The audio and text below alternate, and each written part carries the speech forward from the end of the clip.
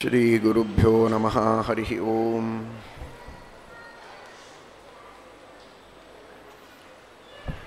ಸೃಷ್ಟಿಸ್ಥಿತ್ಯಪ್ಯಯೇಖಾ ನಿಯತಿದೃಶಿತಮೋ ಬಂಧಮೋಕ್ಷಾಶ್ಚ ಯಸ್ಮಾತ್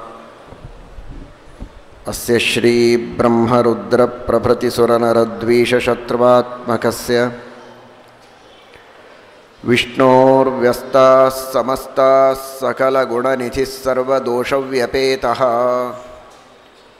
ಪೂರ್ಣಾನಂದಾವ್ಯಯೋ ಯೋ ಗುರುರಪಿ ಪರಮಶ್ಚಿಂತಯೇತಂ ಮಹಾಂತಂ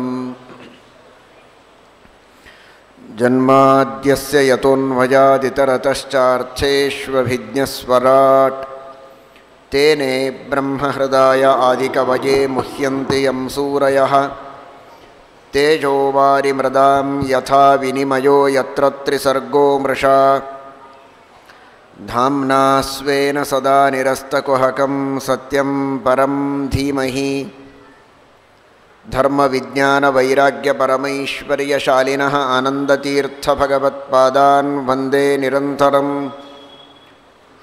ಭವತಿ ಯದನುಭಾವಾದೇಡಮೂಕೋऽಪಿ ವಾಗ್ಮೀ ಜಡಮತಿರಪಿ ಜಂತುರ್ಜಾಯತೆ ಪ್ರಾಜ್ಞಮೌಲಿಃ ಸಕಲವಚನಚೇತೋ ದೇವತಾ ಭಾರತೀ ಸಾ ಮಮ ವಚಸಿ ನಿಧತ್ತಾಂ ಸನ್ನಿಧಿಂ ಮಾನಸೇ ಚ. ಯಂ ಪ್ರವ್ರಜಂತಮನುಪೇತಮಪೇತಕೃತ್ಯಂ ದ್ವೈಪಾಯನೋ ವಿರಹಕಾತರ ಆಜುಹಾವ ಪುತ್ರೇತಿ ತನ್ಮಯತಯಾ ತರವೋಪಿ ನೇದುಸ್तं ಸರ್ವಭೂತಹೃದಯಂ ಮುನಿಮಾನತೋಸ್ಮಿ. ನಮೋऽस्तु ತಾತ್ವಿಕಾ ದೇವಾಃ ವಿಷ್ಣುಭಕ್ತಿಪರಾಯಣಾಃ ಧರ್ಮಮಾರ್ಗೇ ಪ್ರೇರಯन्तु ಭವಂತಃ ಸರ್ವ ಏವ ಹಿ. ನೌಮಿನ್ಯಾಯಸುಧಾದಿಕೃಜ್ಜಯಮುನೀನ್ ಶ್ರೀಪಾದರಾಟ್ಸನ್ಮಣೀನ್ ವ್ಯಾಸಾರ್ಯಾನ್ ವಿವಿಧಾಗಮಬ್ಧಿವಿಹರಾನ್ ಶ್ರೀವಾದಿರಾಜಾನಪಿ ವಂದೇ ಹಂಸವರಾನ್ ರಘೂತ್ತಮಗುರೂನ್ ವೈದಗ್ಧ್ಯವರಾಂ ನಿಧೀನ್ ಶ್ರೀ ಸತ್ಯವ್ರತ ರಾಘವೇಂದ್ರ ಮುನಿಪಾನ್ ಸದ್ಬೋಧಸಧ್ಯಾನಪಾನ್ ಸತ್ಯಾಭಿಜ್ಞಕರಾಬ್ಜೋತ್ಥಾನ್ ಪಂಚಾಶದ್ವರ್ಷಪೂಜಕಾನ್ ಸತ್ಯಪ್ರಮೋದತೀರ್ಥಾರ್ಯಾನ್ ನೌಮಿನ್ಯಾಯ ಸುಧಾರತಾನ್.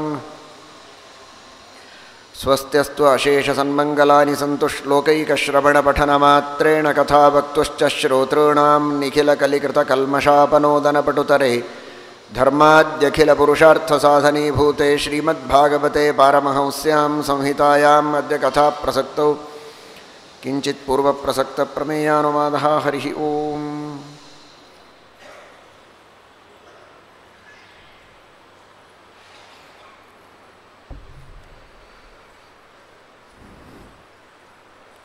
ಭಗವಂತನ ಪರಮಾನುಗ್ರಹದ ಬಲದಿಂದ ಇಂದ್ರದೇವರು ವೃತ್ರಾಸುರನ ಸಂಹಾರವನ್ನು ಮಾಡಿದ್ದಾರೆ.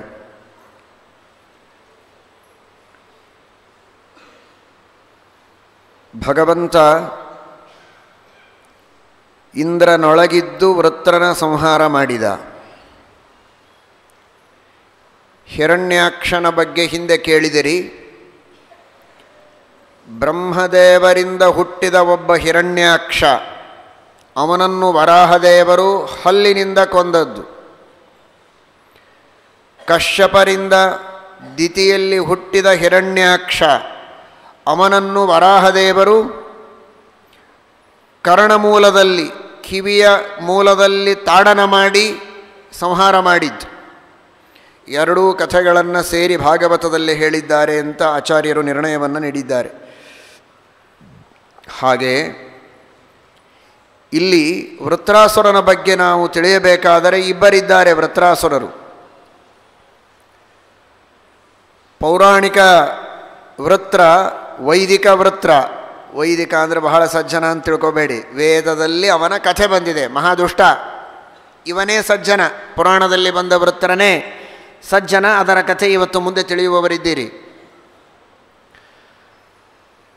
ಆ ವೃತ್ರಾಸುರ ಕಶ್ಯಪರಿಂದ ಧನುವಿನಲ್ಲಿ ಹುಟ್ಟಿದವ, ದಾನವ.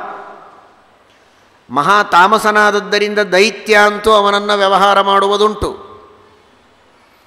ಅಂತಹ ವೃತ್ರಾಸುರ ಇವನು ಅಜ್ಞಾನದ ಪ್ರತೀಕ ಅಂತ ಋಗ್ಭಾಷ್ಯದಲ್ಲಿ ಶ್ರೀಮದಾಚಾರ್ಯರು ಹೇಳ್ತಾರೆ. ಆವೃಣೋತೀತಿ ವೃತ್ರಂ. ನಮ್ಮ ಜ್ಞಾನ, ನಮ್ಮ ಸ್ವರೂಪದಲ್ಲಿ ಆನಂದ ಇದೆ, ಬಲ ಇದೆ, ಶಕ್ತಿ ಇದೆ, ಎಲ್ಲ ಇದೆ. ಇದ್ದರೂ ನಮ್ಮ ಅನುಭವಕ್ಕೆ ಬಾರದಂತೆ ಅಜ್ಞಾನ ಅದನ್ನು ಆವರಿಸಿಕೊಂಡಿದೆ. ಹೀಗಾಗಿ ಅಜ್ಞಾನವೇ ನಿಜವಾದ ವೃತ್ರ. ಹಾಗೆ ವೃತ್ರ ದೇವರೇ. ನಮ್ಮದೇ ಆನಂದ, ನಮ್ಮದೇ ಜ್ಞಾನ ಇದ್ದರೂ ಅದು ನಮ್ಮ ಅನುಭವಕ್ಕೆ ಬರದಂತೆ ತನ್ನ ಅಚಿಂತ್ಯದ್ಭುತ ಶಕ್ತಿಯಿಂದ ಪರಮಾತ್ಮ ಅದನ್ನು ತಡೆದು ಹಿಡಿದದ್ದು. ಸಾಧನೆ ಮಾಡಿದ ಮೇಲೆ, ತನ್ನ ಸಾಕ್ಷಾತ್ಕಾರ ಮಾಡಿಕೊಂಡ ಮೇಲೆ ಇವನಿಗೆ ಆ ಸ್ವರೂಪದಲ್ಲಿರುವ ಆನಂದದ ಅಭಿವ್ಯಕ್ತಿಯನ್ನು ಮಾಡೋಣ ಎಂಬ ಸಂಕಲ್ಪದಿಂದ ಅನಾದಿ ಕಾಲದಿಂದ ತನ್ನ ಇಚ್ಛೆಯಿಂದಲೇ ಮುಖ್ಯವಾಗಿ ದೇವರು ಆವರಿಸಿದ್ದು. ವೃತ್ರ ದೇವರೇ. ತನ್ನ ಇಚ್ಛೆಯಿಂದ ನಮ್ಮ ಅಜ್ಞಾನವನ್ನು, ನಮ್ಮ ಜ್ಞಾನವನ್ನು ಆವರಿಸಿದ ಭಗವಂತ ದುರ್ಬುದ್ಧಿಯಿಂದ, ವಿಷ್ಣು ದ್ವೇಷದಿಂದ ಸಜ್ಜನರ ಜ್ಞಾನಾನಂದಾದಿಗಳನ್ನು ಆವರಿಸಿದಂತಹ ಈ ವೃತ್ರಾಸುರನನ್ನು ಇಂದ್ರನ ಮೂಲಕ ಸಂಹಾರ ಮಾಡಿಸಿದ್ದಾನೆ ಪರಮಾತ್ಮ. ಆ ದಾನವ ವೃತ್ರನನ್ನು ಅವ ಮಾನವರಿಗೆ ನದಿಯ ನೀರು ಸಿಗದಂತೆ ಮಾಡಿದಂತಹ ವೃತ್ರ ಅವನು. ಧನು, ಕಶ್ಯಪರ ಹೆಂಡತಿ ಧನುದೇವಿಯೂ ಕೂಡ ಎಲ್ಲೆಲ್ಲಿ ನದಿಯ ಉಗಮಸ್ಥಾನಗಳೋ ಅಲ್ಲಲ್ಲಿ ಹೋಗಿ ನದಿಯ ನೀರು ಹರಿಯದಂತೆ ತಾನು ಒಂದು ದೊಡ್ಡ ಶರೀರವನ್ನು ತೆಗೆದುಕೊಂಡು ಅಲ್ಲಿ ಮಲಗಿರ್ತಿದ್ಲಂತೆ. ತಾಯಿಗೆ ತಕ್ಕಂತೆ ಮಗ ವೃತ್ರ ಅವನು ಗಂಗೋತ್ರಿ ಯಮುನೋತ್ರಿಗಳಿಗೆ ತನ್ನ ಬೃಹದಾಕಾರವಾದ ತಲೆಯನ್ನು ಇಟ್ಟು ನೀರು ಬರದಂತೆ ಮಾಡುವ ಪ್ರಯತ್ನದಲ್ಲಿದ್ದ.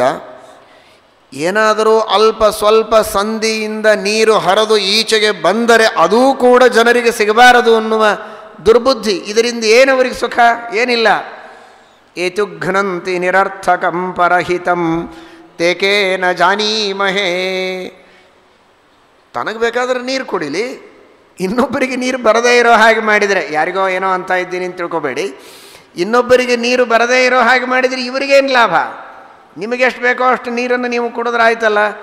ಇವನ ಮಗ ವೃತ್ರನ ಮಗ ಅಹಿ ಅಂತ, ತಾಯಿ, ಮಗ, ಮೊಮ್ಮಗ ಮೂರೂ ಜನ ಸೇರಿ ಒಂದು ಹನಿ ನೀರು ಪ್ರಜೆಗಳಿಗೆ ಸಿಗಬಾರದು ಅನ್ನುವ ದುರ್ಬುದ್ಧಿಯಿಂದ ಪ್ರತಿರೋಧ ಮಾಡಿದಾಗ ಇಂದ್ರದೇವರು ಭಗವಂತನ ಆಜ್ಞೆಯಂತೆ 3 ಜನರನ್ನು ಸಂಹಾರ ಮಾಡ್ತಾನೆ.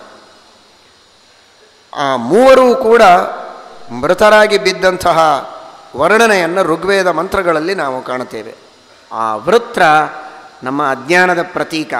ಅಹಿ ಅಂದರೆ ಸಂಶಯ ಅಂತಾರೆ ಶ್ರೀಮದಾಚಾರ್ಯರು. ಹಿ ಅಂದರೆ ನಿಶ್ಚಯ ಜ್ಞಾನ, ಅಹಿ ಅಂದರೆ ನಿಶ್ಚಯ ಜ್ಞಾನ ಅಲ್ಲ, ಸಂಶಯ. ಎಷ್ಟು ಸೊಗಸಾಗಿ ಶ್ರೀಮದಾಚಾರ್ಯರ ಅರ್ಥ ಹೇಳ್ತಾರೆ.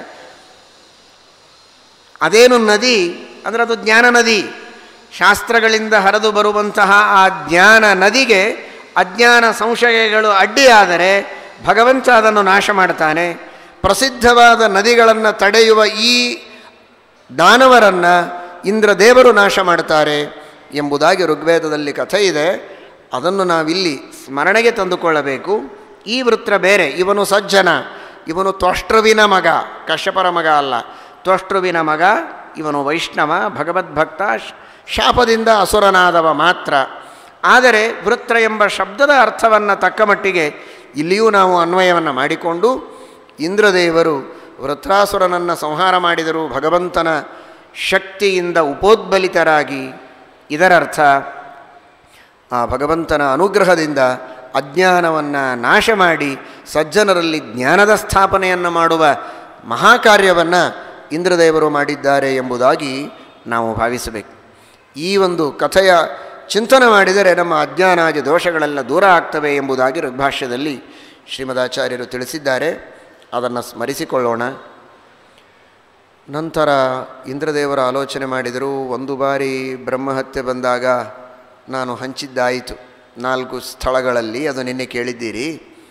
ಈಗ ಮತ್ತೆ ಬ್ರಹ್ಮಹತ್ಯೆ ಬಂತಲ್ಲ, ಇವನು ಬ್ರಾಹ್ಮಣನೇ ವೃತ್ರಾಸುರ. ಈ ವೃತ್ರಾಸುರನ ಹನನ ಮಾಡಿದ್ದರಿಂದ ಬಂದಂತಹ ಬ್ರಹ್ಮಹತ್ಯೆಯನ್ನು ನಾನು ಹೇಗೆ ಪರಿಹಾರ ಮಾಡಿಕೊಳ್ಳಬೇಕು? ಆ ಮೊದಲು ವೃತ್ರಾಸುರನ ಸಂಹಾರ ಮಾಡುವುದಕ್ಕೆ ಎಲ್ಲರೂ ಪ್ರಾರ್ಥಿಸಿಕೊಂಡಾಗ ನಾನು ಮಾಡೋದೇ ಇಲ್ಲ ಅಂತಾನೆ ಮೊದಲು ಇಂದ್ರ. ಬ್ರಹ್ಮಹತ್ಯೆ ಬರ್ತದೆ, ನಾನು ಮಾಡೋದೇ ಇಲ್ಲ ಅಂತ. ಆಗ ಎಲ್ಲರೂ ಹೇಳ್ತಾರೆ ಅಶ್ವಮೇಧ ಯಾಗವನ್ನು ಮಾಡಿಸ್ತೇವೆ. ಆ ಅಶ್ವಮೇಧ ಯಾಗದಲ್ಲಿ ಮೂಲ ಇಜ್ಜನಾಗಿ ಪೂಜ್ಯನಾಗಿ ಫಲಪ್ರದನಾಗಿ ಸಾಕ್ಷಾತ್ ಶ್ರೀಮನ್ನಾರಾಯಣನೇ ನಿನಗೆ ಉಪಾಸ್ಯ. ಆ ನಾರಾಯಣನನ್ನು ಭಕ್ತಿಯಿಂದ ಉಪಾಸನೆ ಮಾಡಿ ನೀನು ಅಶ್ವಮೇಧ ಯಾಗ ಮಾಡಿದರೆ ಎಷ್ಟೇ ಬ್ರಹ್ಮಹತ್ಯೆಗಳಿರಲಿ, ಮದ್ಯಪಾನ, ಸ್ತ್ರೀಹತ್ಯ, ಭ್ರೂಣಹತ್ಯ, ಏನೇನು ದೋಷಗಳಿವೆ ಎಲ್ಲ ದೋಷಗಳನ್ನೂ ಪರಿಹಾರ ಮಾಡುವ ಸಾಮರ್ಥ್ಯ ಅಶ್ವಮೇಧಕ್ಕಿದೆ. ಅದೂ ಕೂಡ ವಿಶೇಷವಾಗಿ ವಿಷ್ಣು ಪ್ರೇರಣೆಯ ವಿಷ್ಣು ಪ್ರೀತ್ಯರ್ಥಂ ಆ ವಿಷ್ಣು ಭಕ್ತಿಪೂರ್ವಕವಾಗಿ ನೀನು ಮಾಡಿದರೆ ನಿಶ್ಚಿತವಾಗಿಯೂ ನಿನಗೆ ಯಾವ ಪಾಪಗಳ ಲೇಪವಾಗೋದಿಲ್ಲ. ಧೈರ್ಯದಿಂದ ನೀನು ವೃತ್ರಾಸುರನ ಸಂಹಾರ ಮಾಡು ಅಂತ ಅವನಲ್ಲಿ ಉತ್ಸಾಹವನ್ನು ತುಂಬಿದ್ದಾರೆ. ದೇವರ ಆಜ್ಞೆಯಿಂದ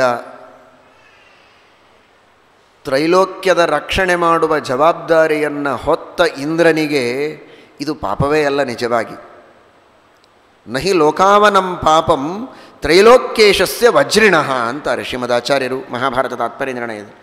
ಇಂದ್ರನ ಕೆಲಸ ಏನು? 3 ಲೋಕಗಳ ರಕ್ಷಣೆ ಮಾಡೋದು.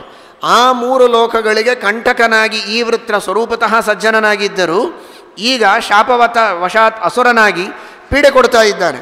ಇಂತಹ ಸಂದರ್ಭದಲ್ಲಿ ಅವನನ್ನು ಸಂಹಾರ ಮಾಡಿ 3 ಲೋಕಗಳ ರಕ್ಷಣೆಯನ್ನು ಮಾಡುವಂತಹ ಒಂದು ಕಾರ್ಯ ಮಾಡಿದರೆ ಇಂದ್ರನಿಗೆ ಅದು ಮಹಾಪುಣ್ಯಪ್ರದ, ಅವನಿಗೆ ಮಹತ್ವವೇ ಬರುತ್ತೆ. ಅದರಿಂದ ಯಾವುದೇ ವಿಧವಾದಂತಹ ನ್ಯೂನತೆ ಬರೋದಿಲ್ಲ. ಇದು ಸಿದ್ಧಾಂತ. ಆದರೂ ಕೂಡ ಇಂದ್ರ ವೃತ್ರಾಸುರನ ಸಂಹಾರ ಮಾಡಿದ್ದಕ್ಕೆ ಬ್ರಹ್ಮಹತ್ಯಾ ದೋಷ ಬಂದಿದೆ ಅಂದರೆ ಅರ್ಥ ಏನು? ಅದಕ್ಕೆ ಶ್ರೀಮದಾಚಾರ್ಯರು ಹೇಳ್ತಾರೆ, ಇಂದ್ರ ಅಪರೋಕ್ಷ ಜ್ಞಾನಿ, ಅಸುರ ಸಂಹಾರ ಮಾಡುವ ಅಧಿಕಾರದಲ್ಲಿ ದೇವರಿಂದ ಆಜ್ಞಪ್ತನಾಗಿ ಕುಳಿತವ. ಹೀಗಾಗಿ ಅವನಿಗೆ ಇದು ಹೊಸದಾಗಿ ಬಂದ ಪಾಪದ ಲೇಪವಾಗಿದೆ ಅಂತ ಭಾವಿಸಬೇಡಿ. ಪ್ರಾರಬ್ಧ ಕರ್ಮದ ಲೇಪ ಮಾತ್ರ ಅಪರೋಕ್ಷ ಜ್ಞಾನಿಗಳಿಗೂ ಇದೆ. ಪ್ರಾರಬ್ಧ ಕರ್ಮದ ಬಗ್ಗೆ ತಾವೆಲ್ಲ ಚೆನ್ನಾಗಿ ತಿಳಿದಿದ್ದೀರಿ, ಅನೇಕ ಬಾರಿ ಕೇಳಿ. ಅಪರೋಕ್ಷ ಜ್ಞಾನದ ನಂತರ ಏನಾದರೂ ಪಾಪ ಮಾಡಿದರೆ ಅದರಿಂದ ಲೇಪ ಇಲ್ಲ. ಅಪರೋಕ್ಷ ಜ್ಞಾನವಾಗುವ ಮೊದಲು ಸಾಕಷ್ಟು ಪಾಪಗಳನ್ನು ಮಾಡಿದ್ದರೂ ಕೂಡ ಆ ಪಾಪಗಳ ಒಂದೊಂದು ಪಾಪಕ್ಕೆ ಇಷ್ಟು ಫಲಗಳು ಅಂತಿರುತ್ತೆ. ಆ ಫಲವನ್ನು ಭೋಗ ಮಾಡುವುದಕ್ಕೆ ಪ್ರಾರಂಭ ಇನ್ನೂ ಮಾಡಿದ್ದಿಲ್ಲ ಅಂದರೆ ಇಷ್ಟಿಷ್ಟೇ ಪಾಪಗಳನ್ನು ಕೊಡ್ತಾ ಹೋಗ್ತಾನೆ. ಇಷ್ಟು ಪಾಪದ ಫಲವನ್ನು ಭೋಗ ಮಾಡು ಅಂತ, ಪಾಪ ಅಥವಾ ಪುಣ್ಯ. ಅದಾದ ಮೇಲೆ ಮತ್ತೆ ಬೇರೆ ಅಲಾಟ್ ಮಾಡ್ತಾನೆ ದೇವರು. ಹಾಗೆ ಕೆಲವಾರು ಪಾಪ ಪುಣ್ಯಗಳನ್ನು ಭೋಗ ಮಾಡುವುದಕ್ಕೆ ಅಂತ ದೇವರು ಅಲಾಟ್ ಮಾಡಿರ್ತಾನೆ. ಭೋಗ ಮಾಡ್ತಾ ಇರ್ತಾನೆ ಜೀವ. ಆ ಮಧ್ಯಕಾಲದೊಳಗೆ ಇನ್ನೂ ಒಂದು 10 ವರ್ಷ ಇದೆ ಪ್ರಾರಬ್ಧ ಭೋಗ, ಮಧ್ಯದಲ್ಲಿ ಅಪರೋಕ್ಷ ಜ್ಞಾನವಾಯಿತು. ಆಗ ದೇವರು ಏನು ಪ್ರಾರಬ್ಧ ಕರ್ಮಗಳ ಭೋಗವನ್ನು ನೀನು ಈಗ ಸ್ಟಾರ್ಟ್ ಮಾಡಿದ್ದೀಯ ಆಲ್ರೆಡಿ, ಅದನ್ನು ಅನುಭವಿಸಿ ಆಮೇಲೆ ಮೋಕ್ಷಕ್ಕೆ ಹೋಗಬೇಕು. ಪ್ರಾರಬ್ಧ ಕರ್ಮವನ್ನು ಮಾತ್ರ ನೀನು ಅನುಭವಿಸಲೇಬೇಕು. ಇನ್ನೂ ನಿನ್ನ ಹೆಸರಿನಲ್ಲಿ ನಿನ್ನ ಅಕೌಂಟ್ ಒಳಗೆ ಬೇಕಾದಷ್ಟು ಪಾಪಗಳಿವೆ, ಬೇಕಾದಷ್ಟು ಪುಣ್ಯಗಳಿವೆ. ಅರ್ಥಾತ್ ಅನಿಷ್ಟ ಪುಣ್ಯ ಇದೆ. ಆ ಎಲ್ಲ ಪಾಪ ಅಥವಾ ಸಕಾಮ ಕರ್ಮಗಳಿಂದ ಬಂದ ಪುಣ್ಯ ಇದೆಯಲ್ಲ, ಅದನ್ನು ನಾನು ಅಲಾಟ್ ಮಾಡೋದಿಲ್ಲ. ಮಾಡಿದರೆ ನೀನು ಮತ್ತೆ ಸಂಸಾರದೊಳಗೆ ಇನ್ನೂ ಉಳಿಯಬೇಕು, ಅದನ್ನು ನಾನು ಕೊಡೋದಿಲ್ಲ. ಆದರೆ ಪ್ರಾರಬ್ಧವಾದದ್ದನ್ನು ಮಾತ್ರ ಭೋಗ ಮಾಡು ಅಂತ ದೇವರು ಹೇಳಿರ್ತಾನೆ. ಅಂತಹ ಪ್ರಾರಬ್ಧ ಕರ್ಮದಿಂದಾಗಿ ಇಂದ್ರದೇವರಿಗೆ ಸ್ವಲ್ಪ ದಿನಗಳವರೆಗೆ ಈಗ ರಾಜ್ಯವನ್ನು ಬಿಟ್ಟು ಏಕಾಂತದಲ್ಲಿ ವಾಸ ಮಾಡಬೇಕಾದಂತಹ ಅವಶ್ಯಕತೆ ಇತ್ತು. ಅದಕ್ಕೆ ಇದು ಕೇವಲ ಸೂಚಕ ಅಷ್ಟೇ. ವೃತ್ರಹತ್ಯ ಜ್ಞಾನವಾದ ಮೇಲೆ ಹೊಸದಾಗಿ ಇಂದ್ರದೇವರು ಮಾಡಿದ ಈ ವೃತ್ರಾಸುರನ ಸಂಹಾರ ಇದು ಯಾವುದೇ ಲೇಪವನ್ನು ಅವರಿಗೆ ಮಾಡುವುದಿಲ್ಲ. ಹೊಸದಾಗಿ ಪ್ರಾರಬ್ಧ ಕರ್ಮದಿಂದಲೇ ಈ ಸಂದರ್ಭದಲ್ಲಿ ಅವರಿಗೆ ಕಿಂಚಿತ್ ಮನಸ್ಸಿನಲ್ಲಿ ದುಃಖವಾಗಬೇಕು, ರಾಜ್ಯತ್ಯಾಗವನ್ನು ಮಾಡಬೇಕು ಅಂತ ಇತ್ತು. ಅದಕ್ಕೆ ಇದು ಕೇವಲ ಅಷ್ಟೇ. ಶ್ರೀನಿವಾಸ ತೀರ್ಥರು ಗೀತಾಭಾಷ್ಯದ ಪ್ರಮೇಯ ದೀಪಿಕೆಯ ವ್ಯಾಖ್ಯಾನವನ್ನು ಮಾಡುವಾಗ ಸೂಚಕ ಅನ್ನುವುದಕ್ಕೆ ಅಭಿಪ್ರಾಯ ಬರೀತಾರೆ. ಸ್ವಲ್ಪ ಏನಾದರೂ ಕೆಲಸ ಮಾಡುತ್ತೆ ಅಂತ. ಅದೇನು ಅಂದರೆ ತದೈವ ಚಿತ್ತಖೇದ ಅಂತ. ಸ್ವಲ್ಪ ಮುಂದೆ ಆದರೂ ಆಗಬಹುದಾಗಿತ್ತು ಪ್ರಾರಬ್ಧ ಕರ್ಮ ವಶಾತ್. ಅದು ತಾತ್ಕಾಲಿಕವಾದ ಈ ಕರ್ಮ ಬಂದಾಗ ಸ್ವಲ್ಪ ಶೀಘ್ರದಲ್ಲಿ ಆ ಚಿತ್ತಖೇದ ಆಗತ್ತೆ, ಅಷ್ಟೇ. ಆಗೋದು ನಿಶ್ಚಿತ. ಇವನು ವೃತ್ರ ಹತ್ಯೆ ಮಾಡಿದ್ರೂ ಇವನಿಗೆ ಖೇದ ಆಗ್ತಿತ್ತು, ಮಾಡದಿದ್ದರೂ ಆಗ್ತಿತ್ತು. ಯಾಕೆಂದರೆ ಪ್ರಾರಬ್ಧ ಕರ್ಮವೇ ಹಾಗಿತ್ತು ಅವನಿಗೆ. ವೃತ್ರ ಹತ್ಯೆಯನ್ನು ಮಾಡಿದ ಕಾರಣ ತದೈವ ಚಿತ್ತಖೇದ, ಅಷ್ಟೇ. ಸ್ವಲ್ಪ ಶೀಘ್ರದಲ್ಲಿ ಚಿತ್ತಖೇದ ಆದದ್ದು ಅಂತ ಭಾವಿಸಬೇಕೇ ಹೊರತು ಹೊಸದಾಗಿ ಇಂದ್ರದೇವರಿಗೆ ಪಾಪ ಬಂತು, ಅದರ ಲೇಪವಾಯಿತು ಎಂಬುದಾಗಿ ಭಾವಿಸಬೇಡಿ. ವೃತ್ರಂ ಹತ್ವಾ ಮಹಾನಾಸ, ವೃತ್ರಾಸುರನ ಸಂಹಾರ ಮಾಡಿದ್ದಕ್ಕೆ ಇಂದ್ರದೇವರ ಮೇಲೆ ಭಗವಂತನ ವಿಶೇಷಾನುಗ್ರಹವಾಗಿ ಇನ್ನಷ್ಟು ಅವನಲ್ಲಿ ಮಹತ್ವವೇ ಬಂದಿದೆ ಎಂಬುದಾಗಿ ತಿಳಿಸಿಕೊಟ್ಟಿದ್ದಾರೆ. ಈ ರೀತಿಯಾಗಿ ಇಂದ್ರದೇವರ ಮಹಿಮೆಯನ್ನು ಸರಿಯಾಗಿ ನಾವು ಶ್ರೀಮದ್ ಆಚಾರ್ಯರ ನಿರ್ಣಯಕ್ಕೆ ತಕ್ಕಂತೆ ತಿಳಿಯಬೇಕು. ಮುಂದೆ ಬ್ರಹ್ಮಹತ್ಯ ನೋಡಿ, ಪ್ರತಿಯೊಂದು ಪುಣ್ಯ ಪ್ರತಿಯೊಂದು ಪಾಪ ಇವುಗಳಿಗೆ ಅಭಿಮಾನಿ ಚೇತನರಿದ್ದಾರೆ. ನಾನೊಂದು ಪುಣ್ಯ ಮಾಡಿದೆ, ಪುಣ್ಯ ಮಾಡಿದವ ನಾನು, ಅರ್ಥಾತ್ ಒಂದು ಸತ್ಕರ್ಮ ಮಾಡಿದೆ, ಸತ್ಕರ್ಮದಿಂದ ಪುಣ್ಯ ನನಗೆ ಬಂತು. ಆ ಪುಣ್ಯಕ್ಕೆ ಒಬ್ಬ ಅಭಿಮಾನಿ ದೇವತೆ ಇರ್ತಾನೆ. ನಾನೊಂದು ಪಾಪಕೃತ್ಯವನ್ನು ಮಾಡಿದೆ, ಅದರಿಂದ ಪಾಪ ಬಂತು, ಆ ಪಾಪಕ್ಕೆ ಒಬ್ಬ ಅಭಿಮಾನಿ ದೈತ್ಯ ಇರ್ತಾನೆ, ಸ್ತ್ರೀ ಅಥವಾ ಪುರುಷ. ಬ್ರಹ್ಮಹತ್ಯ ಇದೊಂದು ದುಷ್ಕೃತ್ಯ, ಇದರಿಂದ ಪಾಪ ಬರುತ್ತೆ. ಆ ಪಾಪಕ್ಕೆ ಅಭಿಮಾನಿನಿಯಾದಂತಹ ಒಬ್ಬ ರಾಕ್ಷಸಿ ಇದ್ದಾಳೆ, ಆಸುರಿ, ಅತ್ಯಂತ ವಿಕೃತವಾದ ರೂಪ, ಘೋರವಾದ ವೇಷ, ಮೈಯೆಲ್ಲ ರಕ್ತ. ಅಂತಹ ಒಂದು ವಿಚಿತ್ರವಾದ ವಿಕೃತವಾದ ವೇಷದ ರೂಪದ ಬಣ್ಣದ ಒಂದು ಹೆಣ್ಣು, ಅದು ಬ್ರಹ್ಮಹತ್ಯೆಗೆ ಅಭಿಮಾನಿನಿಯಾದಂತಹ ದುಷ್ಟ ಸ್ತ್ರೀ. ಆ ರೀತಿ ಇದ್ದಾರೆ ಪುರಾಣಗಳಲ್ಲಿ, ಇತಿಹಾಸಗಳಲ್ಲಿ. ಅವುಗಳು ಕೆಲವೊಮ್ಮೆ ಪ್ರತ್ಯಕ್ಷವಾಗಿ ಬಂದು ಬಾಧಿಸಿದ್ದುಂಟು. ಈಗ ಅಪ್ರತ್ಯಕ್ಷವಾಗಿ ಅಂತಹ ದುಷ್ಟ ಶಕ್ತಿಗಳ ಬಾಧೆ ಇದ್ದೇ ಇರುತ್ತೆ. ಈಗ ಇಲ್ಲ ಅಂತ ತಿಳಿಯಬೇಡಿ. ನಾವು ಪಾಪ ಮಾಡಿದರೆ ಪಾಪಕ್ಕೆ ತಕ್ಕಂತೆ ಅಂತಹ ದುಷ್ಟರ ಬಾಧೆ ನಮಗಿದೆ. ಪುಣ್ಯ ಮಾಡಿದರೆ ಪುಣ್ಯಾಭಿಮಾನಿಗಳಾದ ದೇವತೆಗಳ ರಕ್ಷಾ ಕವಚ, ಅವರ ಅನುಗ್ರಹ ನಮಗಿದ್ದೇ ಇರುತ್ತೆ. ಇದನ್ನು ಚೆನ್ನಾಗಿ ತಿಳಿದುಕೊಳ್ಳಿ. ಬಹಳ ದೊಡ್ಡ ವಿಚಾರ ಇದು. ಶ್ರೀಮದಾಚಾರ್ಯರು ಅನುವ್ಯಾಖ್ಯಾನಾದಿಗಳಲ್ಲಿ ಹೇಳಿದ್ದು, ಹೆಚ್ಚು ವಿವರಣೆ ಈಗ ನೀಡುವುದಿಲ್ಲ. ಸಹಜವಾಗಿ ಒಂದು ಭಾವನೆಯನ್ನು ತಂದುಕೊಳ್ಳಿ ಮನಸ್ಸಿನಲ್ಲಿ, ಅಷ್ಟೇ. ನಾನು ಒಬ್ಬನೇ ಇದ್ನಪ್ಪ, ಯಾರೂ ಇರಲಿಲ್ಲ ಮನೆಯಲ್ಲಿ. ಬಂದರು ಆಚಾರ್ಯರು, ಬಹಳ ಸಂತೋಷ ಆಯ್ತು, ಸ್ವಲ್ಪ ಧೈರ್ಯ ಬಂತೀಗ.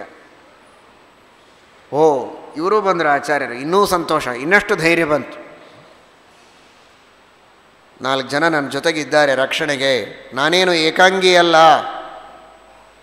ಅಂತ ನಿಮಗೆ ಅನಿಸುತ್ತೋ ಇಲ್ಲ? ಹಾಗೆ ಒಂದೊಂದು ಸತ್ಕರ್ಮಗಳನ್ನು ಮಾಡಿದಾಗ ನಿಮಗೆ ಆ ಸಂತೋಷ, ಆ ಧೈರ್ಯ ಬರಬೇಕು. ಶ್ರೀಮದಾಚಾರ್ಯರ ಅನುವ್ಯಾಖ್ಯಾನ ತಲೆಯಲ್ಲಿದ್ದರೆ, ಒಂದು ವಾಯುಸ್ಥಿತಿ ಪಾರಾಯಣವನ್ನು ಮಾಡಿದರೆ, ವಾಯುಸ್ಥಿತಿ ಪಾರಾಯಣವನ್ನು ಮಾಡಿದ್ದರಿಂದ ಪುಣ್ಯ ಬಂತಲ್ಲ, ಆ ಪುಣ್ಯಕ್ಕೆ ಅಭಿಮಾನಿಯಾದ ದೇವತೆ ನನ್ನ ಜೊತೆಗೆ ಇದ್ದಾನೀಗ, ಏನು ಅಡ್ಡಿ ಇಲ್ಲ. ಇವತ್ತು ನಾಳೆ ಮತ್ತೆ ವಾಯುಸ್ಥಿತಿ ಪಾರಾಯಣ ಮಾಡಿದರೆ ಮತ್ತೆ ಆ ಪುಣ್ಯಕ್ಕೆ ಅಭಿಮಾನಿಯಾದ ಇನ್ನೊಬ್ಬ ದೇವತೆ ಬಂದು ನಿನ್ನ ಪಕ್ಕದಲ್ಲಿ ಕುಳಿತಿದ್ದಾನೆ. ನೀನು ಹೀಗೆ ಓಡಾಡ್ತಾ ಇದ್ದರೆ ನಿನ್ನ ಜೊತೆಗೆ 2 ಜನ ಇದ್ದಾರೆ. ನೀನು ಎಷ್ಟು ಪುಣ್ಯ ಮಾಡಿದ್ದೀಯೋ ಅಷ್ಟು ಪುಣ್ಯದ ಅಭಿಮಾನಿ ದೇವತೆಗಳು ನಿನ್ನ ಜೊತೆಗಿದ್ದಾರೆ ಅಂತ ಭಾವಿಸಿ.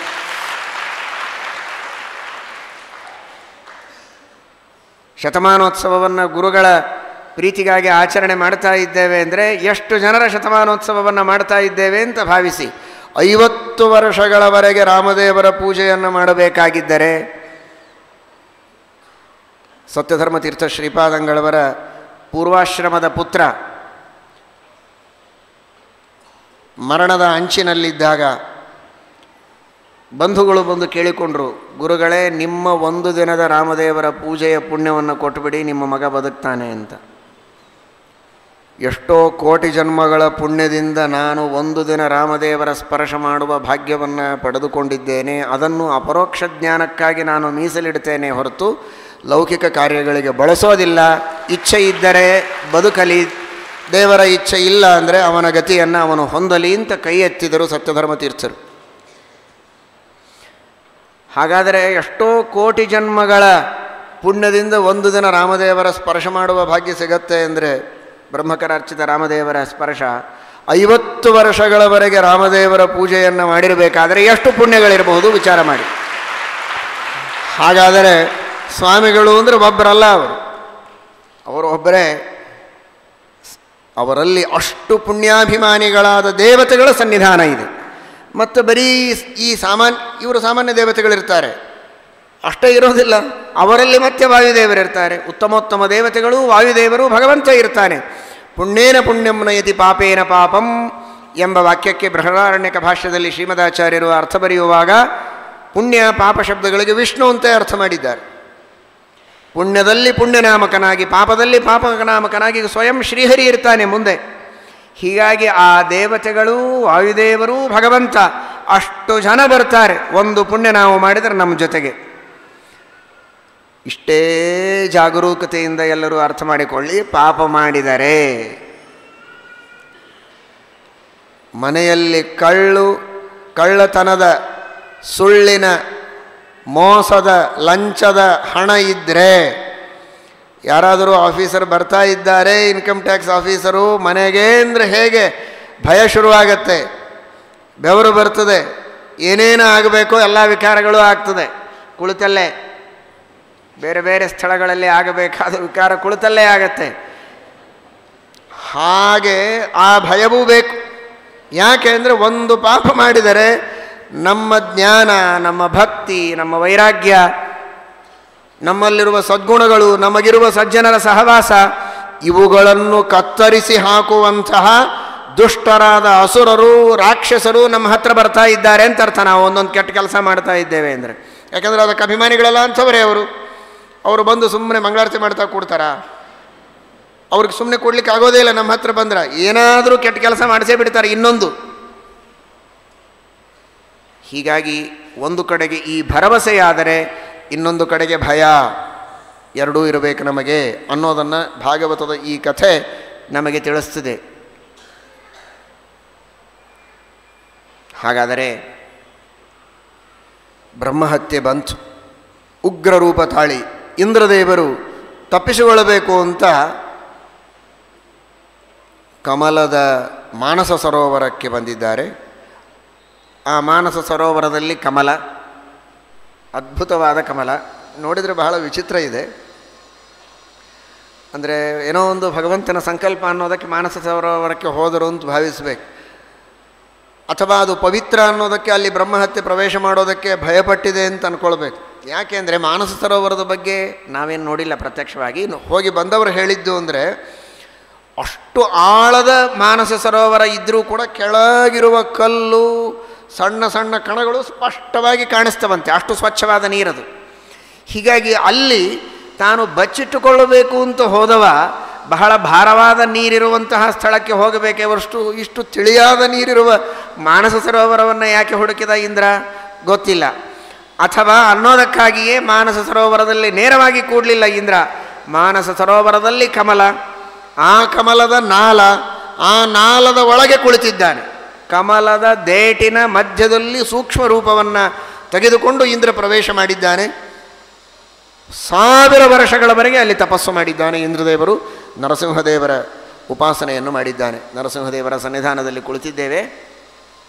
ಆ ನರಸಿಂಹದೇವರ ಉಪಾಸನೆಯನ್ನು ಮಾಡಿ ತನ್ನ ಪ್ರಾರಬ್ಧ ಸರಿ ಬ್ರಹ್ಮಹತ್ಯಾ ದೋಷವನ್ನು ಪರಿಹಾರ ಮಾಡಿಕೊಂಡ ಅಂತ ಹೇಳೋ ಹಾಗಿಲ್ವಲ್ಲ. ನೀವು ಹೇಳಿದಿರಿ ಅಪರೋಕ್ಷ ಜ್ಞಾನಿ, ಬ್ರಹ್ಮಹತ್ಯಾ ದೋಷದ ಲೇಪವೇ ಅವನಿಗೆ ಆಗೋದಿಲ್ಲ ಅಂತ, ಮತ್ತೆ ಯಾಕೆ ತಪಸ್ಸು ಮಾಡಿದ? ಅದಕ್ಕೆ ಶ್ರೀಮದಾಚಾರ್ಯರು ಹೇಳ್ತಾರೆ, ಪ್ರಾರಬ್ಧಮಪಿ ಕಿಂಚಿತ್ ವಿಘಟಿತಂ ಭವೇತ್. ಪ್ರಾರಬ್ಧ ಕರ್ಮದಿಂದಲೇ ಅವನಿಗೆ ಈ ದುಃಖ ಆಗಿತ್ತು. ಹಾಗಾದರೆ ಪ್ರಾರಬ್ಧ ಕರ್ಮ ಏನು ಮಾಡಿದರೂ ಪರಿಹಾರ ಮಾಡಲಿಕ್ಕಾಗೋದಿಲ್ಲ. ತಪಸ್ಸು ಮಾಡಿದ್ದು ವೇಸ್ಟ್ ಅಲ್ಲ, ವ್ಯರ್ಥ ಅಲ್ಲ. ಪ್ರಾರಬ್ಧ ಕರ್ಮವನ್ನು ಅನುಭವಿಸುವ ಅನಿವಾರ್ಯತೆ ಇದ್ದರೂ ಕೂಡ ಯಾವ ಮಟ್ಟದಲ್ಲಿ ಅನುಭವಿಸಬೇಕೋ ಅಷ್ಟು ಅನುಭವಿಸದೆ ಅದರಲ್ಲಿ ಉಪಮರ್ದ ಮಾಡಿಕೊಳ್ಳುವುದಕ್ಕೆ ಸಾಧ್ಯ ಇದೆ. ಅಂದರೆ ಫಲದಲ್ಲಿ ನ್ಯೂನತೆ ಪ್ರಾರಬ್ಧ ಕರ್ಮ ಇದೆ. ಏನು ಪ್ರಾರಬ್ಧ ಕರ್ಮ? ತಲೆ ಸೀಳ್ಬೇಕು, ಗಾಬರಿ ಆಗಬೇಡ, ತಲೆ ಸೀಳ್ಬೇಕು, ಅಂಥ ಪ್ರಾರಬ್ಧ ಕರ್ಮ ಇದೆ. ನೀನು ಪ್ರಾಯಶ್ಚಿತ್ತ ಮಾಡಿಕೊಂಡ್ರೆ, ತಪಸ್ಸು ಮಾಡಿದರೆ ಆ ಪ್ರಾರಬ್ಧ ಕರ್ಮದ ಫಲದಲ್ಲಿ ಉಪಮರ್ದ ಆಗತ್ತೆ. ತಲೆ ಸೀಳೋದಿಲ್ಲ, ಸ್ವಲ್ಪ ಹೋಗ್ತಾ ಇರುವಾಗ ಕಂಬಕ್ಕೆ ತಲೆ ತಾಗಿ ಪೆಟ್ಟು ಬಡಿಯತ್ತೆ, ಅಷ್ಟಕ್ಕೆ ಮುಗೀತು. ತಲೆ ಒಡೆದು ಹೋಗಬೇಕಾಗಿತ್ತು, ಸ್ವಲ್ಪ ಪೆಟ್ಟು ಬಡಿದು ಅಲ್ಲಿಗೆ ಮುಗಿಯತ್ತೆ. ಯಾಕೆಂದರೆ ಆದರೆ ತಲೆಗೆ ಏನೂ ಆಗದಂತೆ, ಪ್ರಾರಬ್ಧ ಕರ್ಮದ ಫಲವೇ ಸಿಗದಂತೆ ಮಾಡಲಿಕ್ಕೆ ದೇವರು ಹೋಗೋದಿಲ್ಲ, ಅದು ಅವನ ಸಂಕಲ್ಪ. ಫಲ ಕೊಡ್ತಾನೆ, ಒಡೆಯೋದು ಬಡೀತು ಅಷ್ಟೇ. ಕೈ ಮುರಿದು ಹೋಗಬೇಕಾಗಿತ್ತು, ಸ್ವಲ್ಪ ಪೆಟ್ಟಾಗ್ತದೆ, ಮೂಕ ಪೆಟ್ಟು ಅಷ್ಟೇ. ಸಾಯಬೇಕಾಗಿತ್ತು, ಫ್ರ್ಯಾಕ್ಚರ್ ಆಗತ್ತೆ, ಬದುಕ್ತಾನೆ. ಹೀಗೆ ಪ್ರಾರಬ್ಧ ಕರ್ಮದಲ್ಲಿಯೂ ಫಲದ ವಿಘಟನೆ ಉಂಟು, ನ್ಯೂನತೆಯಾಗುವುದುಂಟು. ಅದಕ್ಕಾಗಿ ಇಂದ್ರ ಬ್ರಹ್ಮಹತ್ಯಾ ದೋಷದ ಪರಿಹಾರಕ್ಕೆ ಅಂತಲ್ಲ, ತನ್ನ ಪ್ರಾರಬ್ಧ ಕರ್ಮದ ಉಪಮರ್ದ ಮಾಡಿಕೊಳ್ಳುವುದಕ್ಕೆ ತಪಸ್ಸು ಮಾಡಿದ್ದು ಎಂಬುದಾಗಿ ಶ್ರೀಮದಾಚಾರ್ಯರು ತಿಳಿಸ್ತಾರೆ. ಆ ರೀತಿಯಾಗಿ ಸಹಸ್ರ ವರ್ಷಗಳವರೆಗೆ ಇಂದ್ರದೇವರು ಕಮಲನಾಲದಲ್ಲಿ ಕುಳಿತು ತಪಸ್ಸನ್ನು ಮಾಡಿದ್ದಾರೆ. ಆ ರೀತಿಯ ತಪಸ್ಸನ್ನು ಹಂಸ ಪಕ್ಷಿಗಳು, ಸೊಗಸಾಗಿದೆ ನೋಡಿ. ಒಂದು ಕಲ್ಪನೆಯ ದೃಷ್ಟಿಯಲ್ಲಿಯೂ ನೋಡಿದರೆ, ಮಾನಸ ಸರೋವರದಲ್ಲಿ ಇರುವ ಪುಷ್ಪಗಳು, ಕಮಲಗಳು, ಅವುಗಳ ದೇಟು ಅಂದರೆ ಗೊತ್ತಲ್ಲ, ಕಮಲದ ಕೆಳಗಿನ ನಾಲ ದೇಟು ಅಂತಾರೆ. ಅದನ್ನೇ ತಿಂದು ಬದುಕುವ, ಅದರೊಳಗೆ ಮಗ್ನವಾಗುವ, ಅದನ್ನು ಪ್ರೀತಿಸುವ ಪಕ್ಷಿಗಳು ಅಂದರೆ ಹಂಸ ಪಕ್ಷಿಗಳು. ಹಂಸ ಪಕ್ಷಿಗಳ ಜೀವನ ಕಮಲದ ದೇಟು ತಿಂದು, ಅವು ಇನ್ನೇನು ತಿನ್ನೋದಿಲ್ಲ, ಅಲ್ಲಿ ಇಲ್ಲಿ ಅವುಗಳಿಗೆ ಆಹಾರ ಸರಿ ಬರೋದೇ ಇಲ್ಲ. ಅವು ಮಾನಸ ಸರೋವರದಲ್ಲೇ ಇರೋದು ಹಂಸ ಪಕ್ಷಿಗಳು, ಕಮಲದ ದೇಟನ್ನೇ ತಿಂದು ಬದುಕೋದವು. ಅಲ್ಲಿ ಇಂದ್ರ ಹೋಗ್ತಾ ಇದ್ದಾನೆ. ಹಂಸ ಅಂತ ಯಾಕೆ ಕರೀತಾರೆ ಅಂದರೆ, ದೋಷಗಳನ್ನು ಹನನ ಮಾಡೋದು. ಪರಮಾತ್ಮನಿಗೂ ಹಂಸ ಅಂತಾರೆ. ಭಕ್ತರ ದೋಷಗಳನ್ನು ಹನನ ಮಾಡ್ತಾನೆ, ಸಾರವನ್ನು ಕೊಡ್ತಾನೆ. ಆದ್ದರಿಂದ ಹಂಸ. ಇಂದ್ರ ಹೋದದ್ದು ಯಾಕೆ? ಅದಕ್ಕೆ ತನ್ನ ಪ್ರಾರಬ್ಧ ಕರ್ಮದ ದೋಷವನ್ನು ಕಡಿಮೆ ಮಾಡಿಕೊಳ್ಳಬೇಕಾಗಿದೆ, ಮತ್ತೆ ಸಾರವನ್ನು ಪಡೆದು ತ್ರೈಲೋಕ್ಯದ ರಾಜ್ಯವನ್ನು ಆಳುವುದಕ್ಕೆ ಬಂದು ಕೂಡಬೇಕಾಗಿದೆ. ಹೀಗಾಗಿ ಹನನ ಮಾಡಿ ಸಾರವನ್ನು, ದೋಷಗಳನ್ನು ಹನನ ಮಾಡಿ ಸಾರವನ್ನು ತೆಗೆದುಕೊಂಡು ಬರುವುದಕ್ಕೆ ತಾನೀಗ ಹಂಸನಾಗಬೇಕು. ಹಂಸನಾಗಬೇಕು ಅಂದರೆ ಹಂಸ ಎಲ್ಲಿರುತ್ತೆ? ಮಾನಸ ಸರೋವರದಲ್ಲಿ ಕಮಲದ ದೇಟು ತಿಂತಾ ಇರುತ್ತಲ್ವ. ಹಾಗಾದರೆ ಅದೇ ಸ್ಥಾನವನ್ನು ಆರಿಸಿಕೊಂಡು ತನ್ನ ದೋಷಗಳನ್ನು ಪರಿಹಾರ ಮಾಡಿಕೊಳ್ಳುವುದಕ್ಕೆ ತಾನಲ್ಲಿ ಕುಳಿತಿದ್ದಾನೆ ಅಂತ ಭಾವಿಸಬಹುದು. ಪುರಾ ಸರಸಿ ಮಾನಸೆ ವಿಕಚ ಸಾರ ಸಾಲಿಸ್ಖಲತ್ ಪರಾಗ ಸುರಭೀಕೃತೆ ಪಯಸಿ ಯಸ್ಯ ಜಾತಂ ವಯಃ ಸಪಲ್ವಲ ಜಲೇಧುನಾ ಮಿಲದನೇಕ ಭೇಕಾಕುಲೆ ಮರಾಲಕುಲ ನಾಯಕ ಕಥಯರೇ ಕಥಂ ವರ್ತತಾಂ. ಹೀಗೆ ಕವಿ ಹೇಳಿದ್ದುಂಟು. ಇರಲಿ, ಅಂತೂ ಹಂಸ ಪಕ್ಷಿ ಯಾವ ರೀತಿ ಕಮಲದ ನಾಳದಲ್ಲಿ ತನ್ನ ಅತಿಶುದ್ಧವಾದ ಆಹಾರ ಅಂತ ಅದನ್ನು ಆಶ್ರಯಿಸಿಕೊಂಡು ಇರುತ್ತೋ, ಹಾಗೆ ಇಂದ್ರದೇವರು ತನ್ನ ಶುದ್ಧಿಗಾಗಿ ಅಲ್ಲಿ ವಾಸ ಮಾಡಿದ್ದಾನೆ. ಇದರ ಬಗ್ಗೆ ಹೇಳಬೇಕಾದದ್ದಿನ್ನೂ ಬಹಳ ಇದೆ, ಇನ್ಯಾವುದಾದ್ರೂ ಸಂದರ್ಭದಲ್ಲಿ ಹೇಳೋಣ. ಇರಲಿ, ಆ ಕಮಲದ ದೇಟು ಅನ್ನೋದು ಬಹಳ ದೊಡ್ಡ ವಸ್ತು. ಅದು ಹೇಗೆ ಅತ್ಯಂತ ಶುದ್ಧ ಮಡಿಯಲ್ಲಿ ಏನಾದರೂ ದೇವರಿಗಾಗಿ ಇಂಥ ಪವಿತ್ರವಾಗಿ ಮಾಡಿಟ್ಟಂತಹ ನೈವೇದ್ಯವನ್ನು ಮುಟ್ಟುವುದಕ್ಕೆ ಹತ್ತಿರ ಯಾರಾದರೂ ಬಂದರೆ ಬೈತಾರೆ. ಇನ್ನೂ ನೈವೇದ್ಯ ಆಗಿಲ್ಲ, ಮಡಿಯಲ್ಲಿದೆ, ಹತ್ತಿರ ಬರಬೇಡಿ, ದೂರ ಹೋಗಿ ಅಂತಾರೆ, ನೋಡಲೂಬೇಡಿ ಅಂತಾರೆ, ಮಧ್ಯದಲ್ಲಿ ವಸ್ತ್ರ ಹಿಡಿತಾರೆ. ಆ ರೀತಿಯ ಪಾವಿತ್ರ್ಯವನ್ನು ಕಮಲದ ದೇಟು ಅದಕ್ಕೆ ಕಾಯ್ದುಕೊಂಡು ಬಂದದ್ದುಂಟು. ಮಹಾಭಾರತದಲ್ಲಿ ಬಹಳ ವಿಸ್ತೃತವಾಗಿ ಕಥೆ ಇದೆ ಇದರ ಬಗ್ಗೆ. ಇಷ್ಟೆಲ್ಲ ಸದ್ಗುಣಗಳು, ಸದಾಚಾರಗಳು, ನಿಷ್ಠೆ ಇದ್ದರೆ ಮಾತ್ರ ಇದನ್ನು ಮುಟ್ಟಿ, ಇಲ್ಲದೇ ಇದ್ದರೆ ಮುಟ್ಟಬೇಡಿ ಅಂತ ಋಷಿಗಳು ತಡೆದದ್ದುಂಟು. ಕಂಡವರು ಬಂದರೆ ಮುಟ್ಟಲಿಕ್ಕೆ ಕೊಟ್ಟಿಲ್ಲ ಅದನ್ನು. ನಾನು ಹೇಳಬೇಕಾದದ್ದು, ಅಂತಹ ಸದ್ಗುಣವಂತರು, ಸದಾಚಾರಶೀಲರು, ನಿಷ್ಠಾವಂತರೇ ಅದನ್ನು ಸ್ವೀಕಾರ ಮಾಡುವುದಕ್ಕರ್ಹರು ಅನ್ನೋದಕ್ಕೆ ಮಹಾಸದ್ಗುಣವಂತ ಅಪರೋಕ್ಷ ಜ್ಞಾನಿ ಇಂದ್ರ ತನ್ನ ಇನ್ನೂ ವಿಶೇಷವಾದ ಶುದ್ಧಿಗೆ ಆಗಿ ಆ ಒಂದು ಪವಿತ್ರ ಸ್ಥಾನವನ್ನು ಆರಿಸಿಕೊಂಡಿದ್ದಾನೆ ಅಂತ ನಾವು ಭಾವಿಸಬೇಕು. ಅಂತಹ ಪವಿತ್ರ ಸ್ಥಾನದಲ್ಲಿ ಕುಳಿತು ತಪಸ್ಸು ಮಾಡಿದ. ಮುಂದೆ 1000 ವರ್ಷ ಇಂದ್ರದೇವರ ಸಿಂಹಾಸನ ಖಾಲಿಯಾಗಿತ್ತು. ಯಾರು ರಾಜ್ಯ ಆಳಬೇಕು ಅಂತ ಪ್ರಶ್ನೆ ಬಂತು. ಯಾರು ರಾಜ್ಯ ಆಳಬೇಕು? ದೇವರ ಒಂದು ಕರಾರು. ಇಂದ್ರನ ಸಿಂಹಾಸನದ ಮೇಲೆ ವರುಣ, ವರುಣನ ಸಿಂಹಾಸನದ ಮೇಲೆ ಇಂದ್ರ, ಚಂದ್ರ, ಹೀಗೆ ವಿನಿಮಯ ಮಾಡಿಕೊಳ್ಳೋ ಹಾಗಿಲ್ಲ. ನಿಮಗೆ ಯಾವ ಪದವಿಯನ್ನು ಕೊಟ್ಟಿದ್ದೇವೋ ನಿಮ್ಮ ಸಿಂಹಾಸನದ ಮೇಲೆ ನೀವಿರಬೇಕು, ನಿಮ್ಮ ರಾಜ್ಯವನ್ನು ನೀವು ಆಳಬೇಕು, ಇನ್ನೊಬ್ಬರ ಉಸಾಬರಿಗೆ ಹೋಗಬಾರ್ದು. ಸರಿ, ಹಾಗಾದರೆ ಇಂದ್ರದೇವರ ಸಿಂಹಾಸನದ ಮೇಲೆ ಬೇರೆ ದೇವತೆಗಳು ಕೂಡೋ ಹಾಗಿಲ್ಲ, ಯಾರಾದರೂ ಒಬ್ಬರು ಇರಲೇಬೇಕು, ರಾಜ್ಯ ಅರಾಜಕ ಆಗಬಾರ್ದು. ಅದಕ್ಕೆ ಭೂಲೋಕದಲ್ಲಿರುವ ನಹುಷನನ್ನು ಕರೆದುಕೊಂಡು ಹೋಗಿ ಅಲ್ಲಿ ಕೂಡಿಸ್ತಾರೆ. ಆ ನಹುಷನಿಗೆ ಇಂಥ ದೊಡ್ಡ ರಾಜ್ಯವನ್ನು ಆಳುವ ಶಕ್ತಿ ಬೇಕಲ್ಲ ಅನ್ನೋದಕ್ಕೋಸ್ಕರವಾಗಿ ಯಾರನ್ನ ನೋಡ್ತೀಯೋ ಅವರೊಳಗಿನ ತಪಸ್ಸನ್ನು ಆಕರ್ಷಣೆ ಮಾಡಿಕೊಳ್ಳುವ ಶಕ್ತಿ ನಿನಗೆ ಬರ್ತದೆ. ಅವರ ಪುಣ್ಯ, ಅವರ ತಪಸ್ಸನ್ನು ನೀನು ಆಕರ್ಷಣೆ ಮಾಡಿಕೊಂಡು ನೀನು ಮಹಾತಪಸ್ವಿ, ಮಹಾಪುಣ್ಯವಂತನಾಗ್ತೀಯ, 3 ಲೋಕಗಳ ರಾಜ್ಯವನ್ನು ಆಳು ಅಂತ ಅವನು ಆ ಪದವಿಯಲ್ಲಿ ಕೂಡ್ತಾನೆ. ಆದರೆ ಅಷ್ಟೇ ಪುಣ್ಯ ಇತ್ತು ಮಹಾರಾಯನಿಗೆ. ಕುಳಿತಾಗ ಚೆನ್ನಾಗಿ ವಿನಯದಿಂದ ಇದ್ದರೆ ಚೆನ್ನಾಗಿ ರಾಜ್ಯವನ್ನು ಆಳಬಹುದಾಗಿತ್ತು. ಶಚೀದೇವಿಯನ್ನು ಅಪೇಕ್ಷೆ ಪಟ್ಟ. ಸಿಂಹಾಸನದ ಮೇಲೆ ಕೂಡೋದಕ್ಕಷ್ಟೇ ಹೇಳಿದರೆ ಹೊರತು ಇಂದ್ರದೇವರ ಮಡದಿಯಾದ ಶಚಿಯನ್ನು ಮನಸ್ಸಿನಿಂದಲೂ ಅಪೇಕ್ಷೆ ಪಡಬಾರದು. ಅಂತಹ ಶಚೀದೇವಿಯನ್ನು ಅಪೇಕ್ಷೆ ಪಟ್ಟ.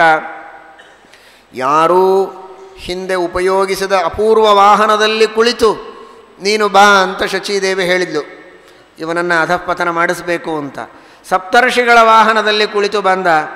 ವೇದ ಪ್ರಾಮಾಣ್ಯದ ವಿಷಯದಲ್ಲಿ ಅಗಸ್ತ್ಯರು ಪ್ರಶ್ನೆ ಮಾಡಿದಾಗ ವೇದಗಳು ಪ್ರಮಾಣ ಅಲ್ಲ ಎಂಬುದಾಗಿ ಹೇಳ್ತಾನೆ. ಅವರು ನಿಂದೆ ಮಾಡಿದಾಗ ಜೋರಾಗಿ ಕಾಲಿನಿಂದ ಒದ್ದ. ಶಾಪ ಕೊಟ್ಟಿದ್ದಾರೆ, ಅಜಗರನಾಗಿ ಬೀಳು ಅಂತ. ಮನುಷ್ಯನಾಗಿ ಇದ್ದವ ದೇವಲೋಕದ ಸಿಂಹಾಸನದೊಳಗೆ ಕುಳಿತ. ಆದರೆ ಉತ್ತಮ ಸ್ತ್ರೀ ಕಾಮನೆಯನ್ನು ಮಾಡಿದ ಮಹಾಪರಾಧಕ್ಕೆ ಅಲ್ಲಿಂದ ಮತ್ತೆ ಕೆಳಗೆ ಬಿದ್ದ. ಮಾನವನಾಗಿಯೂ ಬೀಳಲಿಲ್ಲ, ಹಾವಾಗಿ ಬಿದ್ದ. ಪೂರ್ಣ ವಿಪರ್ಯಾಸ. ಅಂದರೆ ಋಷಿಗಳ ವಾಹನದೊಳಗೆ ಹೋಗಬೇಕೆಂಬ ಮಹತ್ವಾಕಾಂಕ್ಷೆಯನ್ನು ಇಟ್ಟುಕೊಂಡವ ವಾಹನವೂ ತಪ್ಪಿತು. ಋಷಿಗಳ ವಾಹನ ಬೇಡ, ಸಾಮಾನ್ಯ ನರವಾಹನವೂ ತಪ್ಪಿತು. ನರವಾಹನ ಬೇಡ, ಗಜವಾಹನವೋ ಅಶ್ವವಾಹನವೋ ರಥವೋ ಅದು ಹೋಯಿತು.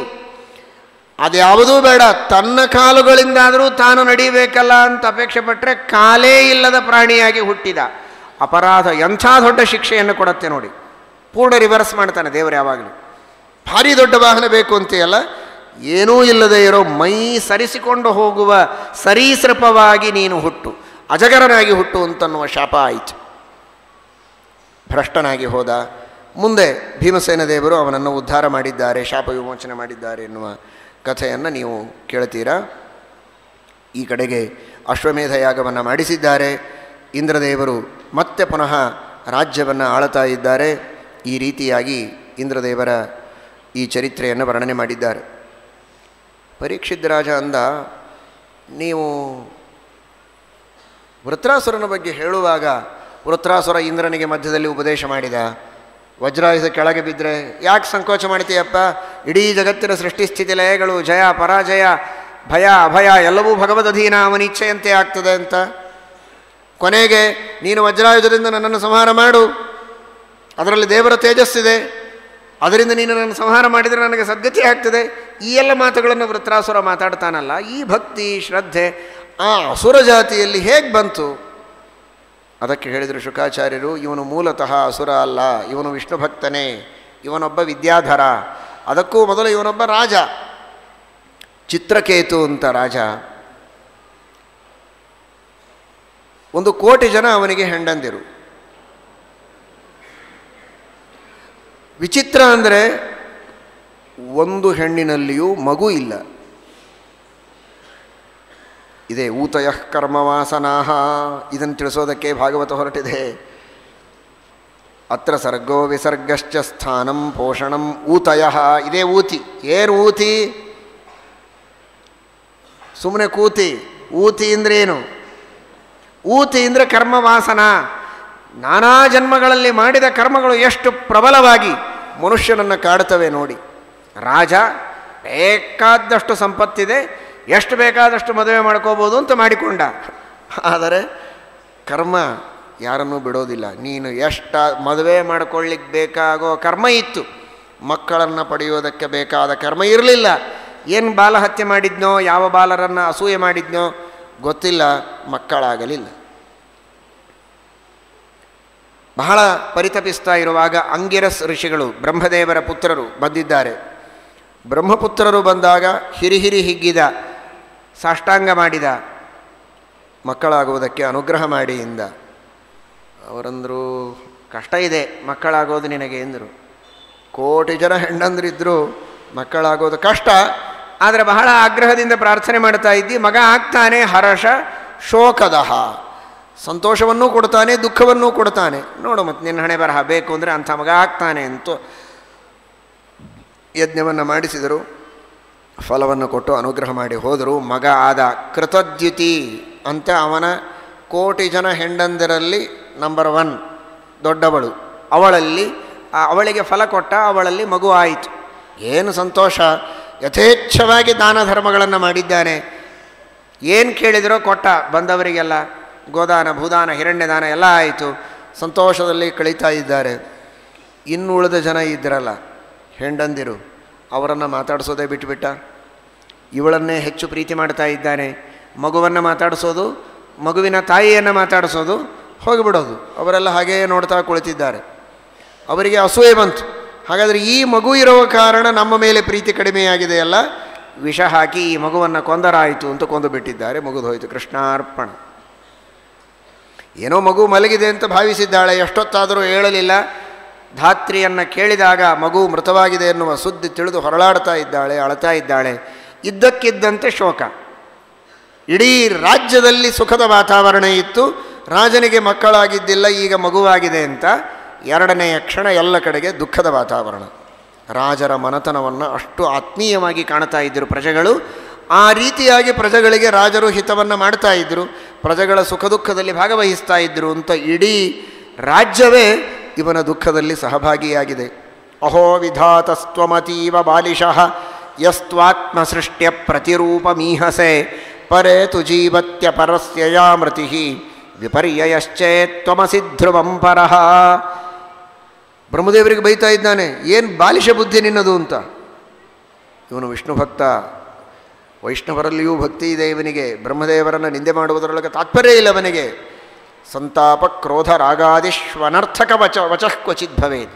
ಸಂತಾಪದಲ್ಲಿ ಮನುಷ್ಯ ಹಾಗೆ ಮಾತಾಡ್ತಾನೆ, ಆ ಮಾತಿಗೆ ಯಾವುದೇ ವಿಧವಾದಂತಹ ಶಿಕ್ಷೆಯನ್ನು ದೇವರು ಕೊಡೋದಿಲ್ಲ ಅಂತಾರೆ ಶ್ರೀಮದಾಚಾರ್ಯರು. ಸಂತಾಪ ಕ್ರೋಧ ಮಾತಾಡಬೇಕು ಅಂತ ವಿಧಿಯಲ್ಲ, ಕೆಲವೊಮ್ಮೆ ಬುದ್ಧಿ ವಶದಲ್ಲಿಲ್ಲದಿರುವಾಗ ಹಾಗೆ ಮಾತಾಡ್ತಾರೆ. ಆದರೆ ವಿವೇಕದಿಂದ ಅವರು ಭಕ್ತಿಯನ್ನೇ ಮಾಡುವವರು, ಸಜ್ಜನರೇ ಅವರು. ಇವನು ಮಹಾದುರ್ಜನ, ಬ್ರಹ್ಮದೇವರನ್ನೇ ಬೈದ ಅಂತ ಅನ್ನಬಾರದು. ಶ್ರೀಮದಾಚಾರ್ಯರು ಭಾಗವತ ತಾತ್ಪರ್ಯದಲ್ಲಿ ನಿರ್ಣಯ ಕೊಟ್ಟಿದ್ದಾರೆ. ಇರಲಿ, ಬ್ರಹ್ಮದೇವರಿಗಂತಾನೆ ಏನು ಕೆಲಸ ಇದು? ಮೊದಲು ಹುಟ್ಟಿದವರು ಮೊದಲು ಹೋಗಬೇಕು, ಆಮೇಲೆ ಹುಟ್ಟಿದವರು ಆಮೇಲೆ ಹೋಗಬೇಕು. ನೀನು ಮೊದಲು ಹುಟ್ಟಿದ ನಮ್ಮನ್ನು ಹಾಗೇ ಉಳಿಸಿ ಆಮೇಲೆ ಹುಟ್ಟಿದ ಈ ಮಗುವನ್ನು ಕರೆದುಕೊಂಡು ಹೋದರೆ ಇದು ಬುದ್ಧಿವಂತಿಕೆಯ? ನಾವು ಮೊದಲು ಹೋಗಿ ಆಮೇಲೆ ಅವನು ಹೋಗಿದ್ದರೆ ಅದು ನಿಜವಾದ ಬುದ್ಧಿವಂತಿಕೆ. ಆಗ ನಾವು ನಿನಗೆ ದೊಡ್ಡವ ಅಂತ ಹೇಳಬಹುದಾಗಿತ್ತು. ಇಲ್ಲ, ಈ ಅಭಿಮಾನವನ್ನಾದರೂ ಕಳಚಿ ಹಾಕು. ಅಭಿಮಾನವನ್ನು ಕೊಟ್ಟು ಯಾಕೆ ನಮಗೆ ಕಷ್ಟ ಕೊಡ್ತಾ ಇದ್ದಿ? ನಹಿ ಕ್ರಮಶ್ಚೇದಿಹ ಮೃತ್ಯು ಜನ್ಮನೋಃ ಶರೀರಿಣಾಮಸ್ತು ತದಾತ್ಮಕರ್ಮಭಿಃ ಯಸ್ನೇಹಪಾಶೋ ನಿಜ ಸರ್ಗವೃದ್ಧಯೇ ಸ್ವಯಂ ಕೃತಸ್ಥೆ ತಮಿಮಂ ವಿವೃಶ್ಯಸಿ. ನೀನೇ ಹುಟ್ಟುಕೊಟ್ಟದ್ದು ಈ ಸ್ನೇಹಪಾಶವನ್ನು, ಆ ಸ್ನೇಹಪಾಶವನ್ನು ಕತ್ತರಿಸಿ ಹಾಕು ಎಂಬುದಾಗಿ ದುಃಖದಿಂದ ಸಂತಾಪ ಮಾಡ್ತಾ ಇದ್ದಾನೆ. ಮತ್ತೆ ಬಂದರು ಅಂಗಿರಸ್ ಋಷಿಗಳು, ಜೊತೆಗೆ ನಾರದರನ್ನೂ ಕರ್ಕೊಂಡು ಬಂದರು. ಇಬ್ಬರೂ ಬ್ರಹ್ಮಪುತ್ರರು ಮನೆಗೆ ಬಂದಿದ್ದಾರೆ. ಯಾರು ನೀವು ಅಂತ ಕೇಳಿಬಿಟ್ಟ. ಅವರೇ ಫಲ ಕೊಟ್ಟದ್ದು, ಅವರ ಅನುಗ್ರಹದಿಂದಲೇ ಮಗ ಆಗಿದ್ದಾನೆ, ಅದನ್ನು ಮರೆತೇ ಬಿಟ್ಟಿದ್ದಾನೆ ಮಹಾರಾಯ. ನೀವ್ಯಾರು ಅಂತ ಕೇಳ್ತಾನೆ. ಯಾಕಪ್ಪ ಮರೆತು ಬಿಟ್ಟು? ನಾನೇ ತಾನೇ ಯಜ್ಞ ಮಾಡಿಸಿ ನಿನಗೆ ಫಲ ಕೊಟ್ಟದ್ದು, ಮಗುವಾದದ್ದು, ಹರ್ಷ ಶೋಕ ಎರಡನ್ನೂ ಕೊಡ್ತಾನೆ ಅಂತ ಅವತ್ತೇ ಹೇಳಿದ್ದೆ. ಹರ್ಷವನ್ನೂ ಪಟ್ಟಿದ್ದೀಯಾ, ಶೋಕವನ್ನೂ ಪಡ್ತಾ ಇದ್ದೀಯಾ? ನಿನಗೆ ಸಾಂತ್ವನ ಹೇಳಿ ಉದ್ಧಾರ ಮಾಡುವುದಕ್ಕೆ ಬಂದಿದ್ದೇನೆ. ನಾನು ಅಂಗಿರಸ ಋಷಿಗಳು, ಇವರು ನಾರದರು ಅಂತ ಸಾಷ್ಟಾಂಗ ನಮಸ್ಕಾರ ಹಾಕಿದ್ದಾನೆ. ತಪ್ಪಾಯಿತು, ಕ್ಷಮೆ ಮಾಡಿ ಅಂತ. ಸಾಮಾನ್ಯ ಪ್ರತಿಯೊಬ್ಬ ಜನರ ಪರಿಸ್ಥಿತಿ ಹೀಗೆ ಇರುತ್ತೆ. ನಮ್ಮಂಥವ್ರದೆಲ್ಲ ಕಷ್ಟ ಇದ್ದಾಗ ಬೇಕು, ದೇವರು ಬೇಕು, ಗುರುಗಳು ಬೇಕು, ಎಲ್ಲರೂ ಬೇಕು.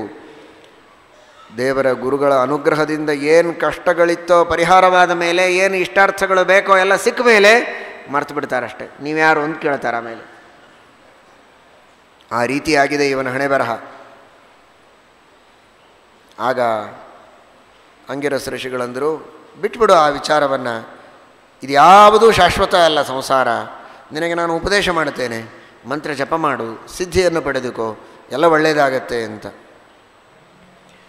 ಬಹಳ ಆಗ್ರಹ ಮಾಡಿದ್ದಾನೆ. ಹಠ, ದುಃಖ ಪಡ್ತಾ ಇದ್ದಾನೆ. ಹಾಗಾದರೆ ಒಂದು ಕೆಲಸ ಮಾಡು,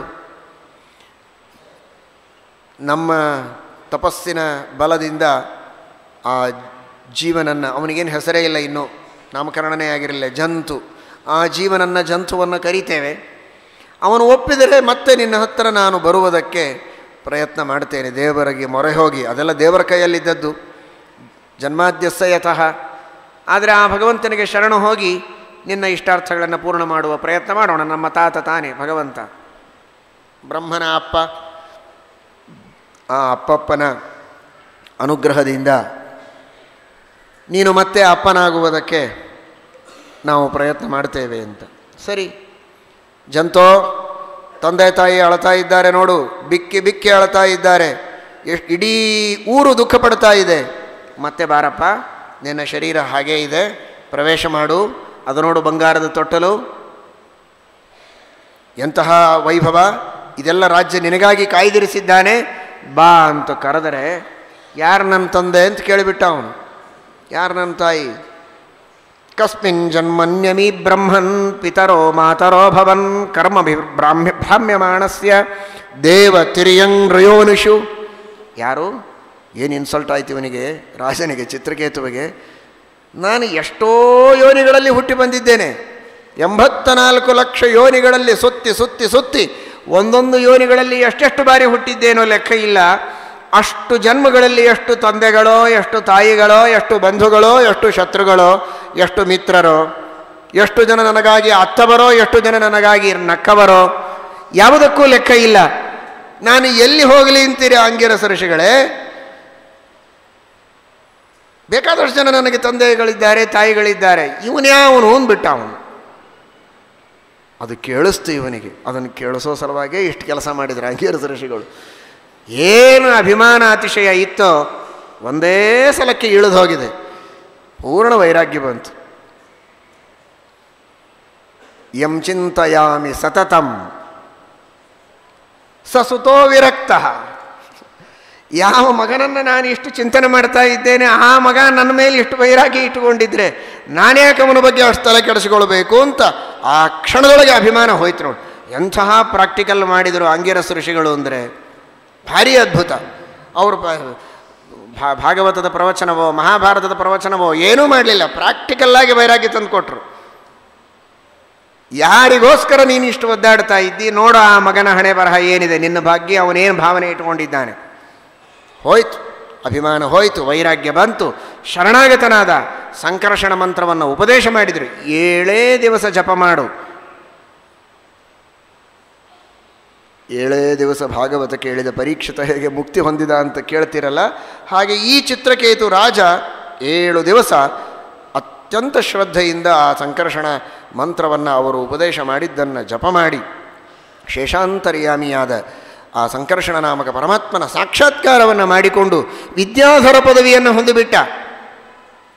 ಯಥೇಚ್ಛವಾಗಿ ವಿಹಾರ ಮಾಡುವಂತಹ ಶಕ್ತಿ, ಲಕ್ಷ ಲಕ್ಷ ವರ್ಷಗಳವರೆಗೆ ಸುಖವಾಗಿ ತಾನು ವಿಹಾರವನ್ನು ಮಾಡಿದ್ದಾನೆ, ಭಗವಂತನ ಸೇವೆಯನ್ನು ಮಾಡಿದ್ದಾನೆ, ಭಗವಂತನ ಉಪಾಸನೆಯನ್ನು ಮಾಡಿದ್ದಾನೆ, ಪರಮಾತ್ಮನ ಗುಣಗಾನವನ್ನು ಮಾಡ್ತಾ ಇದ್ದಾನೆ. ಪ್ರಾರಬ್ಧ ಕರ್ಮ ಊತಯಃ ಕರ್ಮವಾಸನಾಹ. ಮತ್ತೆ ಬಂತೊಂದು ಊತಿ, ಅಲ್ಲಿ ಮಗ ಆಗಿರಲಿಲ್ಲ, ಈಗ ಎಲ್ಲ ವೈಭವ ಇದೆ, ವಿವೇಕ ಇದೆ, ದೊಡ್ಡ ಸ್ಥಾನ ಪದವಿ ಎಲ್ಲ ಸಿಕ್ತು. ಆದರೆ ಬರ್ತಾ ಬರ್ತಾ ರುದ್ರದೇವರು ಪಾರ್ವತಿಯನ್ನು ತೊಡೆಯ ಮೇಲೆ ಕೂಡಿಸಿಕೊಂಡ ದೃಶ್ಯವನ್ನು ನೋಡಿದ. ವಿದ್ಯಾಧರ ಅಲ್ವಾ, ವಿಮಾನದಲ್ಲಿ ತಿರುಗ್ತಾ ಇರುವಾಗ ಕಾಣಿಸ್ತು. ನಕ್ಕು ಬಿಟ್ಟ. ಸಾಮಾನ್ಯ ಪುರುಷರೇ ತಮ್ಮ ಮಡದಿಯರನ್ನು ಸಭಾಮಧ್ಯದಲ್ಲಿ ತೊಡೆಯ ಮೇಲೆ ಕೂಡಿಸಿಕೊಳ್ಳೋದಿಲ್ಲ. ಇಂತಹ ಮಹಾನುಭಾವರಾದ ರುದ್ರದೇವರು ತೊಡೆಯ ಮೇಲೆ ಹೇಗೆ ಕೂಡಿಸಿಕೊಂಡಿದ್ದಾರೆ ಹೆಂಡತಿಯನ್ನು ಸಭೆಯಲ್ಲಿ ಅಂತ ನಕ್ಕ. ಅವರೆಲ್ಲ ಮನೋಭಿಮಾನಿ ದೇವತೆಗಳು, ವಾಗಭಿಮಾನಿಗಳು, ಮನೋಭಿಮಾನಿಗಳು. ಇವನು ಮೆಲ್ಲಗೆ ವಿಮಾನದೊಳಗೆ ಮಾತಾಡಿರಬಹುದು, ಆದರೆ ಅಭಿಮಾನಿನಿ ಅವಳು ಪಾರ್ವತಿ. ಉಮಾ ವೈ ವಾಕ್ ಸಮುದ್ದಿಷ್ಟ ಮನೋರುದ್ರ ಉದಾಹೃತಃ ತದೇತನ್ಮಿಥುನಂ ಜ್ಞಾತ್ವಾ ನ ದಾಂಪತ್ಯಾದ್ವಿಹೀಯತೆ. ನೀವೇನೇ ಮಾತಾಡಿದರೂ ಕೂಡ ಎಲ್ಲ ಅದು ರೆಕಾರ್ಡ್ ಆಗಿಬಿಡ್ತದೆ ಎಕ್ಸ್ಚೇಂಜ್ ಒಳಗೆ. ಹಾಗೆ ಇವಳು ವಾಗಭಿಮಾನಿನಿ ದೇವತೆ. ಇಡೀ ಜಗತ್ತಿನೊಳಗೆ ಯಾರೇ ಏನೇ ಮಾತಾಡಿದರೂ ಅದೆಲ್ಲ ಇವಳ ಆಫೀಸಿಗೆ ಬರಲೇಬೇಕದು, ಪಾರ್ವತಿ ಆಫೀಸಿಗೆ. ಅವಳಿಗೆ ಇವನೇನು ಮಾತಾಡಿದಾಗ ಗೊತ್ತಾಗಿ ಹೋಯಿತು. ಕುಳಿತಲ್ಲಿಯೇ ಶಾಪ ಕೊಟ್ಟಿದ್ದಾಳೆ. ಮೂರ್ಖ. ಸನಕಾದಿಗಳಿದ್ದಾರೆ, ಬ್ರಹ್ಮದೇವರಿದ್ದಾರೆ, ಎಷ್ಟು ಋಷಿಗಳು, ಎಷ್ಟು ಮುನಿಗಳು. ಬ್ರಹ್ಮದೇವರು ಬಂದು ಆಶೀರ್ವಾದ ಮಾಡುತ್ತಾರೆ ಪ್ರೀತಿಯಿಂದ. ಸನಕಾದಿಗಳು ನಮಸ್ಕಾರ ಮಾಡಿ ಹೋಗ್ತಾರೆ ರುದ್ರದೇವರಿಗೆ. ಇನ್ನನೇಕ ಋಷಿಗಳು ಮುನಿಗಳು ಬಂದು ತಲೆಗಟ್ಟಿಸಿ ಹೋಗ್ತಾರೆ, ಪ್ರದಕ್ಷಿಣೆ ಹಾಕ್ತಾರೆ, ಅರ್ಧ ನಮಸ್ಕಾರ ಮಾಡ್ತಾರೆ. ಈ ರೀತಿ ಎಲ್ಲ ದೇವತೆಗಳು ಕೂಡ ಇವರಿಗೆ ಮಾನ್ಯತೆಯನ್ನು ನೀಡುವಾಗ ಅವರು ಯಾರಿಗೂ ಗೊತ್ತಾಗದ ಈ ಧರ್ಮದ ಸೂಕ್ಷ್ಮ ನಿನಗೊಬ್ಬನಿಗೆ ಗೊತ್ತಾಯ್ತಾ? ದೇವತೆಗಳ ದ್ರೋಹ ಮಾಡುವುದು ಅಸುರರ ಸ್ವಭಾವ, ಅಸುರನಾಗಿ ಬೀಳು ಅಂತ ಶಾಪ ಕೊಟ್ಟಿದ್ದಾಳೆ. ಆ ಚಿತ್ರಕೇತು ವೃತ್ರಾಸುರನಾಗಿ ಇಲ್ಲಿ ಹುಟ್ಟಿದ. ಹೀಗಾಗಿ ಮೂಲತಃ ಅವನು ವಿಷ್ಣು ಭಕ್ತ, ಸಜ್ಜನ. ಶಾಪದಿಂದ ಅಸುರನಾದದ್ದರಿಂದ ಜನ್ಮಾಂತರದ ಸಂಸ್ಕಾರ ಇದೆ. ವಾಸನಾ ಸರ್ವವಸ್ತೂನಾಂ ಅನಾದಿ ಮನಸ್ಸಿ ಸ್ಥಿತಾ. ಅನಾದಿಯಾದ ಮನಸ್ಸಿನಲ್ಲಿ ಆ ಸಂಸ್ಕಾರಗಳು ಹಾಗೇ ಇರ್ತವೆ, ಜನ್ಮಾಂತರದ ಸಂಸ್ಕಾರ ಅನ್ನೋದಕ್ಕಾಗಿ ಇವನು ಇಷ್ಟು ಒಳ್ಳೆ ಮಾತುಗಳನ್ನು ಆಡ್ತಾ ಇದ್ದ. ಅದು ವಿದ್ಯಾಧರನ ಸಂಸ್ಕಾರ. ಆ ಜನ್ಮದಲ್ಲಿ ಅವನು ವಿಷ್ಣು ಭಕ್ತಿಯನ್ನು ಮಾಡಿದ್ದರ ಸಂಸ್ಕಾರ ಈಗಿದೆ. ಇವನು ಶಾಪ ಕೊಟ್ಟ ತಕ್ಷಣ ಜಗಳಾಡಲಿಲ್ಲ. ಯಾಕೆ ಶಾಪ ಕೊಟ್ರಿ ಅಂತ ಕೇಳಲಿಲ್ಲ.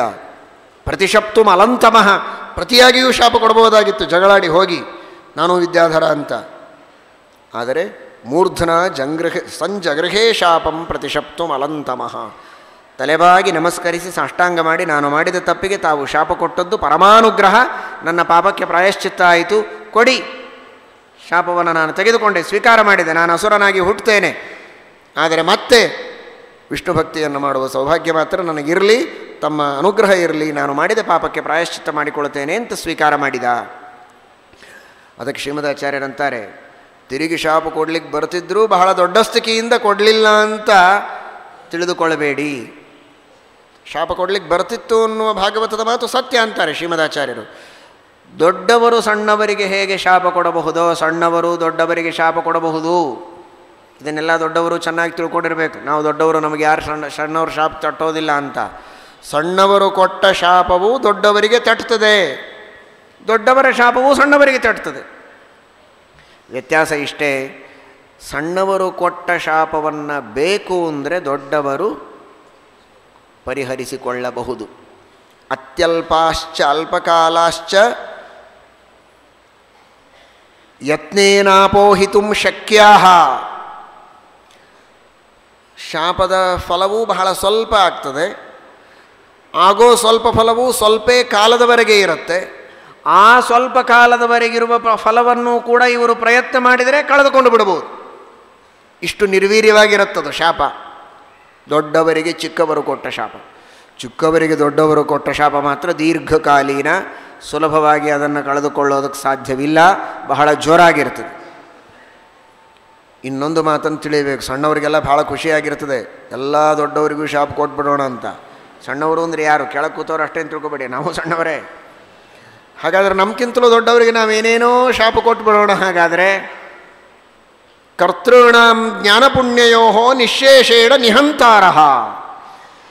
ದೊಡ್ಡವರಿಗೇನಾದರೂ ಸಣ್ಣವರು ಶಾಪ ಕೊಟ್ಟರೆ ಶಾಪ ತೆಗೆದುಕೊಂಡ ದೊಡ್ಡವರಿಗೇನಾಗತ್ತೆ ಅಂತ ಹೇಳಿದರು, ಸ್ವಲ್ಪ ದಿವಸ ಇರುತ್ತೆ ಹೋಗುತ್ತೆ ಅಂತ.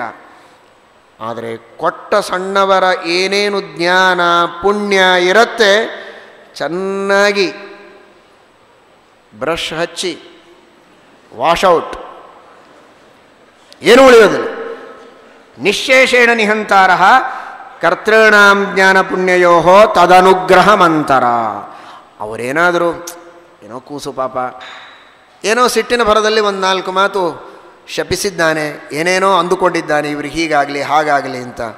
ಅಂದ ಮಾತ್ರಕ್ಕೆ ಇವನ ಜ್ಞಾನ ಪುಣ್ಯಗಳು ಹಾಳಾಗೋದು ಬೇಡ, ಕಷ್ಟಪಟ್ಟು ಗಳಿಸಿದ್ದಾನೆ, ಅವನಿಗೆ ಒಳ್ಳೆಯದಾಗಲಿ ಅಂತ ಕರುಣಾಮಯಿಗಳಾದಂತಹ ದೊಡ್ಡವರು ಕೆಲವೊಮ್ಮೆ ಕ್ಷಮಾ ಮಾಡ್ತಾರೆ, ಅನುಗ್ರಹ ಮಾಡ್ತಾರೆ.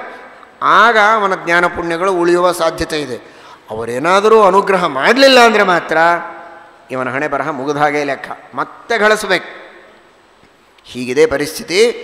ಆದ್ದರಿಂದ ಕೇವಲ ಭಾಗವತದ ಮೇಲ್ನೋಟದ ಅರ್ಥವನ್ನು ತಿಳಿದು ದೊಡ್ಡವರಿಗೂ ಸಣ್ಣವರು ಶಾಪ ಕೊಡಬಹುದು ಅಂತ ಭಾಗವತದಲ್ಲಿ ಬಂದಿದೆ. ಪ್ರತಿಶಪ್ತು ಅಲಂತಮಃ ಅಂತ. ಆ ಅಲಂತಮಃ ಅನ್ನುವ ಶಬ್ದದಿಂದ ಅಲಂತಮಃ ಅಜ್ಞಾನವನ್ನು ಮನಸ್ಸಿನಲ್ಲಿ ತುಂಬಿಕೊಳ್ಳಬೇಡಿ, ಅದರ ಅಭಿಪ್ರಾಯ ಹೀಗಿದೆ ಅಂತ ಸರಿಯಾಗಿ ತಿಳಿದುಕೊಳ್ಳಿ ಅಂತ ಶ್ರೀಮದಾಚಾರ್ಯರು ಅದರ ಬಗ್ಗೆ ಸ್ಪಷ್ಟೀಕರಣವನ್ನು ನೀಡಿದ್ದಾರೆ. ಅಂತೂ ಈ ರೀತಿ ಅವನು ವಿದ್ಯಾಧರ ವೃತ್ರಾಸುರನಾದದ್ದರಿಂದ ಇಂತಹ ಒಂದು ಉತ್ತಮವಾದ ಭಾವನೆ ಅವನಲ್ಲಿತ್ತು ಎಂಬುದಾಗಿ ತಿಳಿಸಿದ್ದಾರೆ. ಮುಂದೆ ಇಂದ್ರದೇವರ ಪರಾಕ್ರಮ ಇನ್ನು ಕೆಲವೇ ನಿಮಿಷಗಳಲ್ಲಿ ಮುಗಿಯುತ್ತೆ. ಯಾರೂ ಶಾಪ ಕೊಡಬೇಡಿ, ಶಾಪ ಕೊಟ್ಟರೂ ನಿಮಗೇನಾಗೋದು ಬೇಡ ಅಂತ ದೇವರಲ್ಲಿ ಪ್ರಾರ್ಥನೆ ಮಾಡ್ತೀವಿ.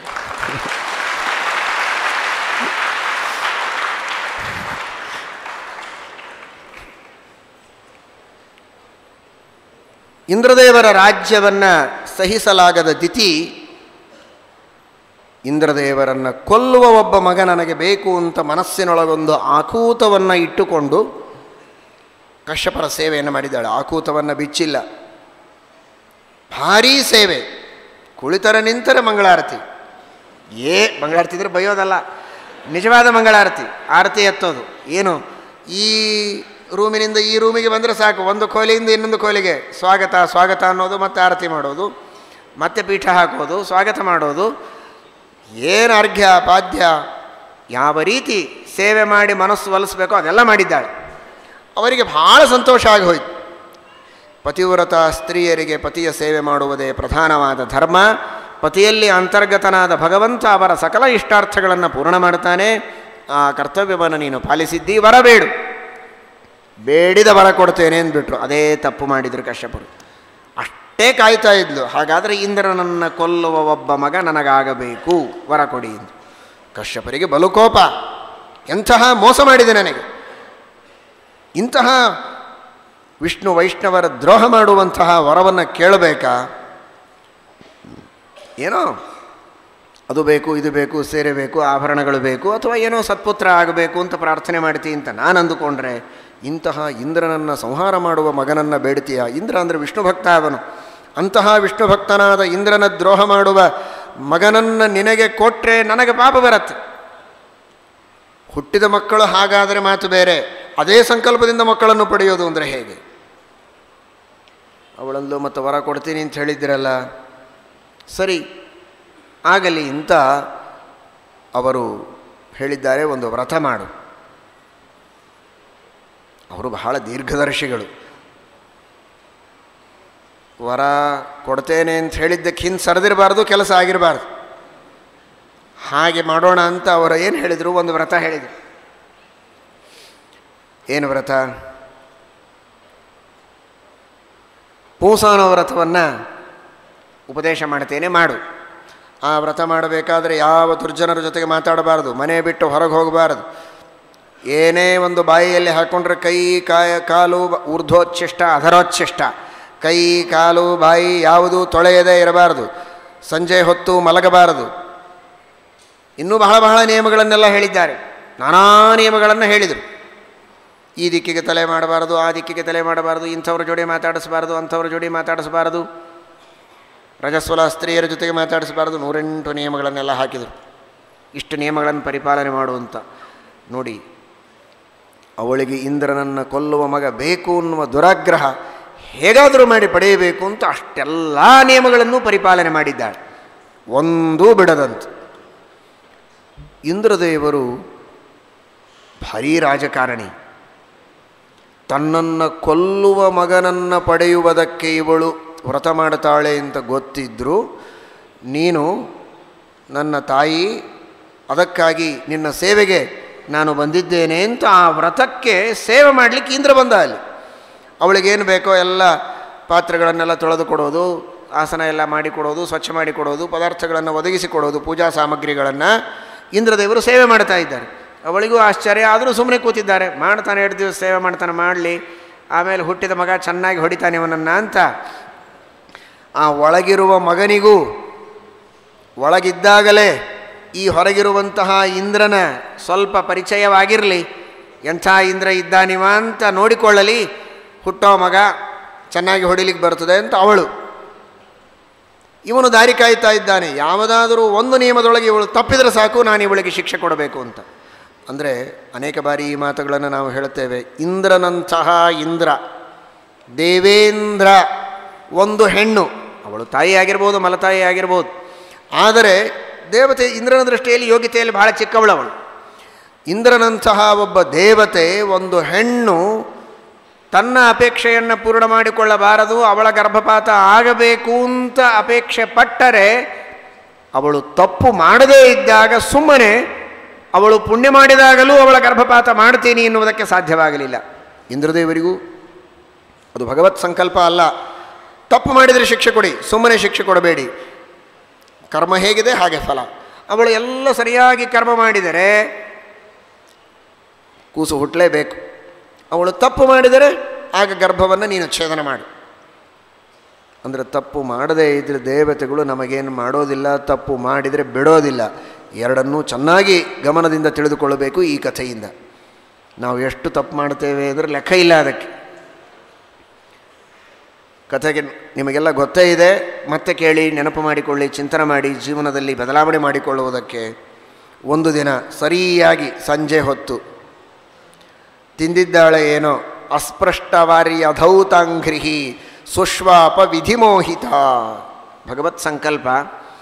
ಏನೋ ತಿಂದಿದ್ದಾಳೆ, ಕೈ ಕಾಲು ಬಾಯಿ ತೊಳೆದಿಲ್ಲ, ಅದೊಂದು ತಪ್ಪು. ಸಂಜೆ ಹೊತ್ತು ಮಲಗಿದ್ದಾಳೆ. ಇಷ್ಟೇ ಕಾಯ್ತಾ ಇದ್ದ ಇಂದ್ರ. ಒಂದು ತಪ್ಪಿದರೂ ಸಾಕಾಗಿತ್ತು. ಕಾಲು ತೊಳೆದಿಲ್ಲ, ಕೈ ತೊಳೆದಿಲ್ಲ, ಬಾಯಿ ತೊಳೆದಿಲ್ಲ, ಸಂಜೆ ಮಲಗಿದ್ದಾಳೆ. ಇನ್ನೇನು ಬೇಕು? ಏಕೈಕಮಪ್ಯನರ್ಥಾಯ ಕಿಮು ಯತ್ರ ಚತುಷ್ಟಯಂ. ಸರಿ, ಸೂಕ್ಷ್ಮ ರೂಪದಿಂದ ಗರ್ಭದಲ್ಲಿ ಪ್ರವೇಶ ಮಾಡಿ ಗರ್ಭವನ್ನು 7 ತುಂಡು ಮಾಡಿ ಹಾಕಿದೆ.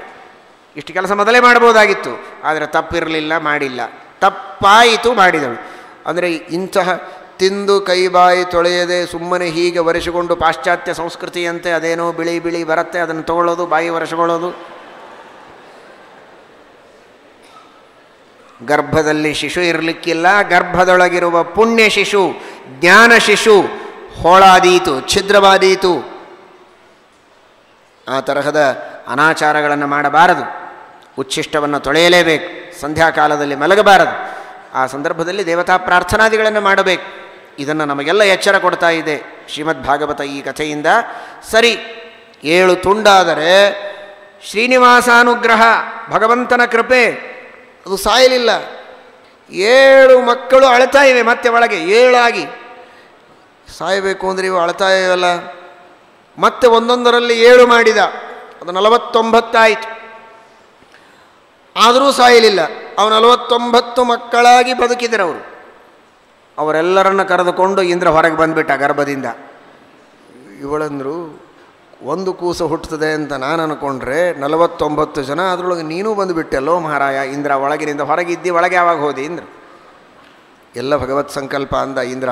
ಈ ರೀತಿ ನಿನ್ನಿಂದ ಅಪರಾಧ ಆಯಿತು, ಅದಕ್ಕಾಗಿ ನಾನು ಹೊಡೆಯಬೇಕು ಅಂದರೆ ಅವರು ಸಾಯಲಿಲ್ಲ, ಕರ್ಕೊಂಬಂದಿದ್ದೇನೆ, ಏನು ಚಿಂತೆ ಮಾಡಬೇಡ, ನನ್ನ ದೇವತಾಗಣದಲ್ಲಿ ಇವರನ್ನು ಸೇರಿಸಿಕೊಳ್ತೇನೆ ಅಂತ ಕರೆದುಕೊಂಡು ಹೋಗೇ ಬಿಟ್ಟ. ಗೋವಿಂದ. ಇಂದ್ರದೇವರನ್ನು ಕೊಲ್ಲುವ ಮಗ ಬೇಕು ಅಂತ ಅವಳು ಬಯಸಿದರೆ, ಇಂದ್ರದೇವರಿಗೆ ಸಹಾಯ ಮಾಡುವ, ಸೇವೆ ಮಾಡುವ, ಇಂದ್ರನ ದೇವತಾಗಣದಲ್ಲಿ ಸೇರುವಂತಹ 49 ಜನ ಇನ್ನಷ್ಟು ಇಂದ್ರನ ಸೈನ್ಯಕ್ಕೆ ಸಪೋರ್ಟ್ ಕೊಟ್ಟಾಗಾಯಿತು. ದಿತಿ ಹರಿಚಿತ್ತ, ಸತ್ಯ ಹರಿಚಿತ್ತ, ನರಚಿತ್ತಕ್ಕೆ ನಾರಿ ಚಿತ್ತಕ್ಕೆ ಬಂದದ್ದು ಲವಲೇಶ ನಡೆಯದು, ಹರಿಚಿತ್ತ ಸತ್ಯ ಹರಿಚಿತ್ತ. ಏನು ಈ ಮರುದ್ದೇವತೆಗಳು? ಮೂಲತಃ ಇವರು ಭಾರತೀ ಪುತ್ರರು. ಮೊನ್ನೆ ಹೇಳಿದರು ಭಾಷ್ಯದ ವಿಷಯವನ್ನು ನಿಮಗೆ. ಏನು ಋಗ್ವೇದದಲ್ಲಿ ಈ ಮರುದ್ದೇವತೆಗಳ ವರ್ಣನೆ ಬರುತ್ತದೆ. ಈ ಮರುದ್ದೇವತೆಗಳು ಅತ್ಯಂತ ವೇಗವಾಗಿ ಹೋಗುವಂತಹ ದೇವತೆಗಳಂತೆ. ಇವರೇನಾದರೂ ರಥದಲ್ಲಿ ಮತ್ತು ಮರುದ್ದೇವತೆಗಳು ಹುಟ್ಟುವಾಗಲೇ, ಭಾರತೀ ಪುತ್ರರಾಗಿ ಹುಟ್ಟುವಾಗಲೇ ಯುವಕರಾಗಿ ಹುಟ್ಟಿದ್ದಾರೆ. ದೃಷ್ಟದ್ಯುಮ್ನಂತೆ ದ್ರೌಪದಿಯಂತೆ ಹುಟ್ಟಿ ಕೂಸಾಗಿ ಬೆಳೆದಿಲ್ಲ. ಹುಟ್ಟುವಾಗಲೇ ಪ್ರಶತಿ ಎಂಬ ವಾಹನದೊಂದಿಗೆ ಅಂಜಿ, ವೃಷ್ಟಿ, ವಾಶ್ರ ಎಂಬ 3 ಹೆಸರಿನ ಆಯುಧಗಳೊಂದಿಗೆ ಯುವಕರಾಗಿ ಸಜ್ಜರಾಗಿಯೇ ಹುಟ್ಟಿದ್ದೆವರು. ಆ ಆಯುಧಗಳನ್ನು ತೆಗೆದುಕೊಂಡು ಪ್ರಶತಿ ಎಂಬ ವಾಹನದ ಮೇಲೆ ಕುಳಿತು ಇವರು ಹೊರಟ್ರೆ, ಈಗ ಬಹಳ ವೇಗವಾಗಿ ವಾಹನವನ್ನು ಓಡಿಸ್ತಾ ಇರುವಾಗ ಸೀಟ್ ಗಟ್ಟಿಯಾಗಿ ಹಿಡ್ಕೊಳ್ತೀರಾ. 2 ವೀಲರ್ ಇದ್ದರೆ ಹಿಂದೆ ಗಟ್ಟಿಯಾಗಿ ಹಿಡ್ಕೊಳ್ತೀರಿ, ವೇಗ ಜಾಸ್ತಿ ಆದರೆ. ಹಾಗೆ ಭೂದೇವಿ ಶೇಷದೇವರ ತಲೆಯನ್ನು ಇನ್ನಷ್ಟು ಗಟ್ಟಿಯಾಗಿ ಹಿಡ್ಕೊಳ್ತಾಳಂತೆ.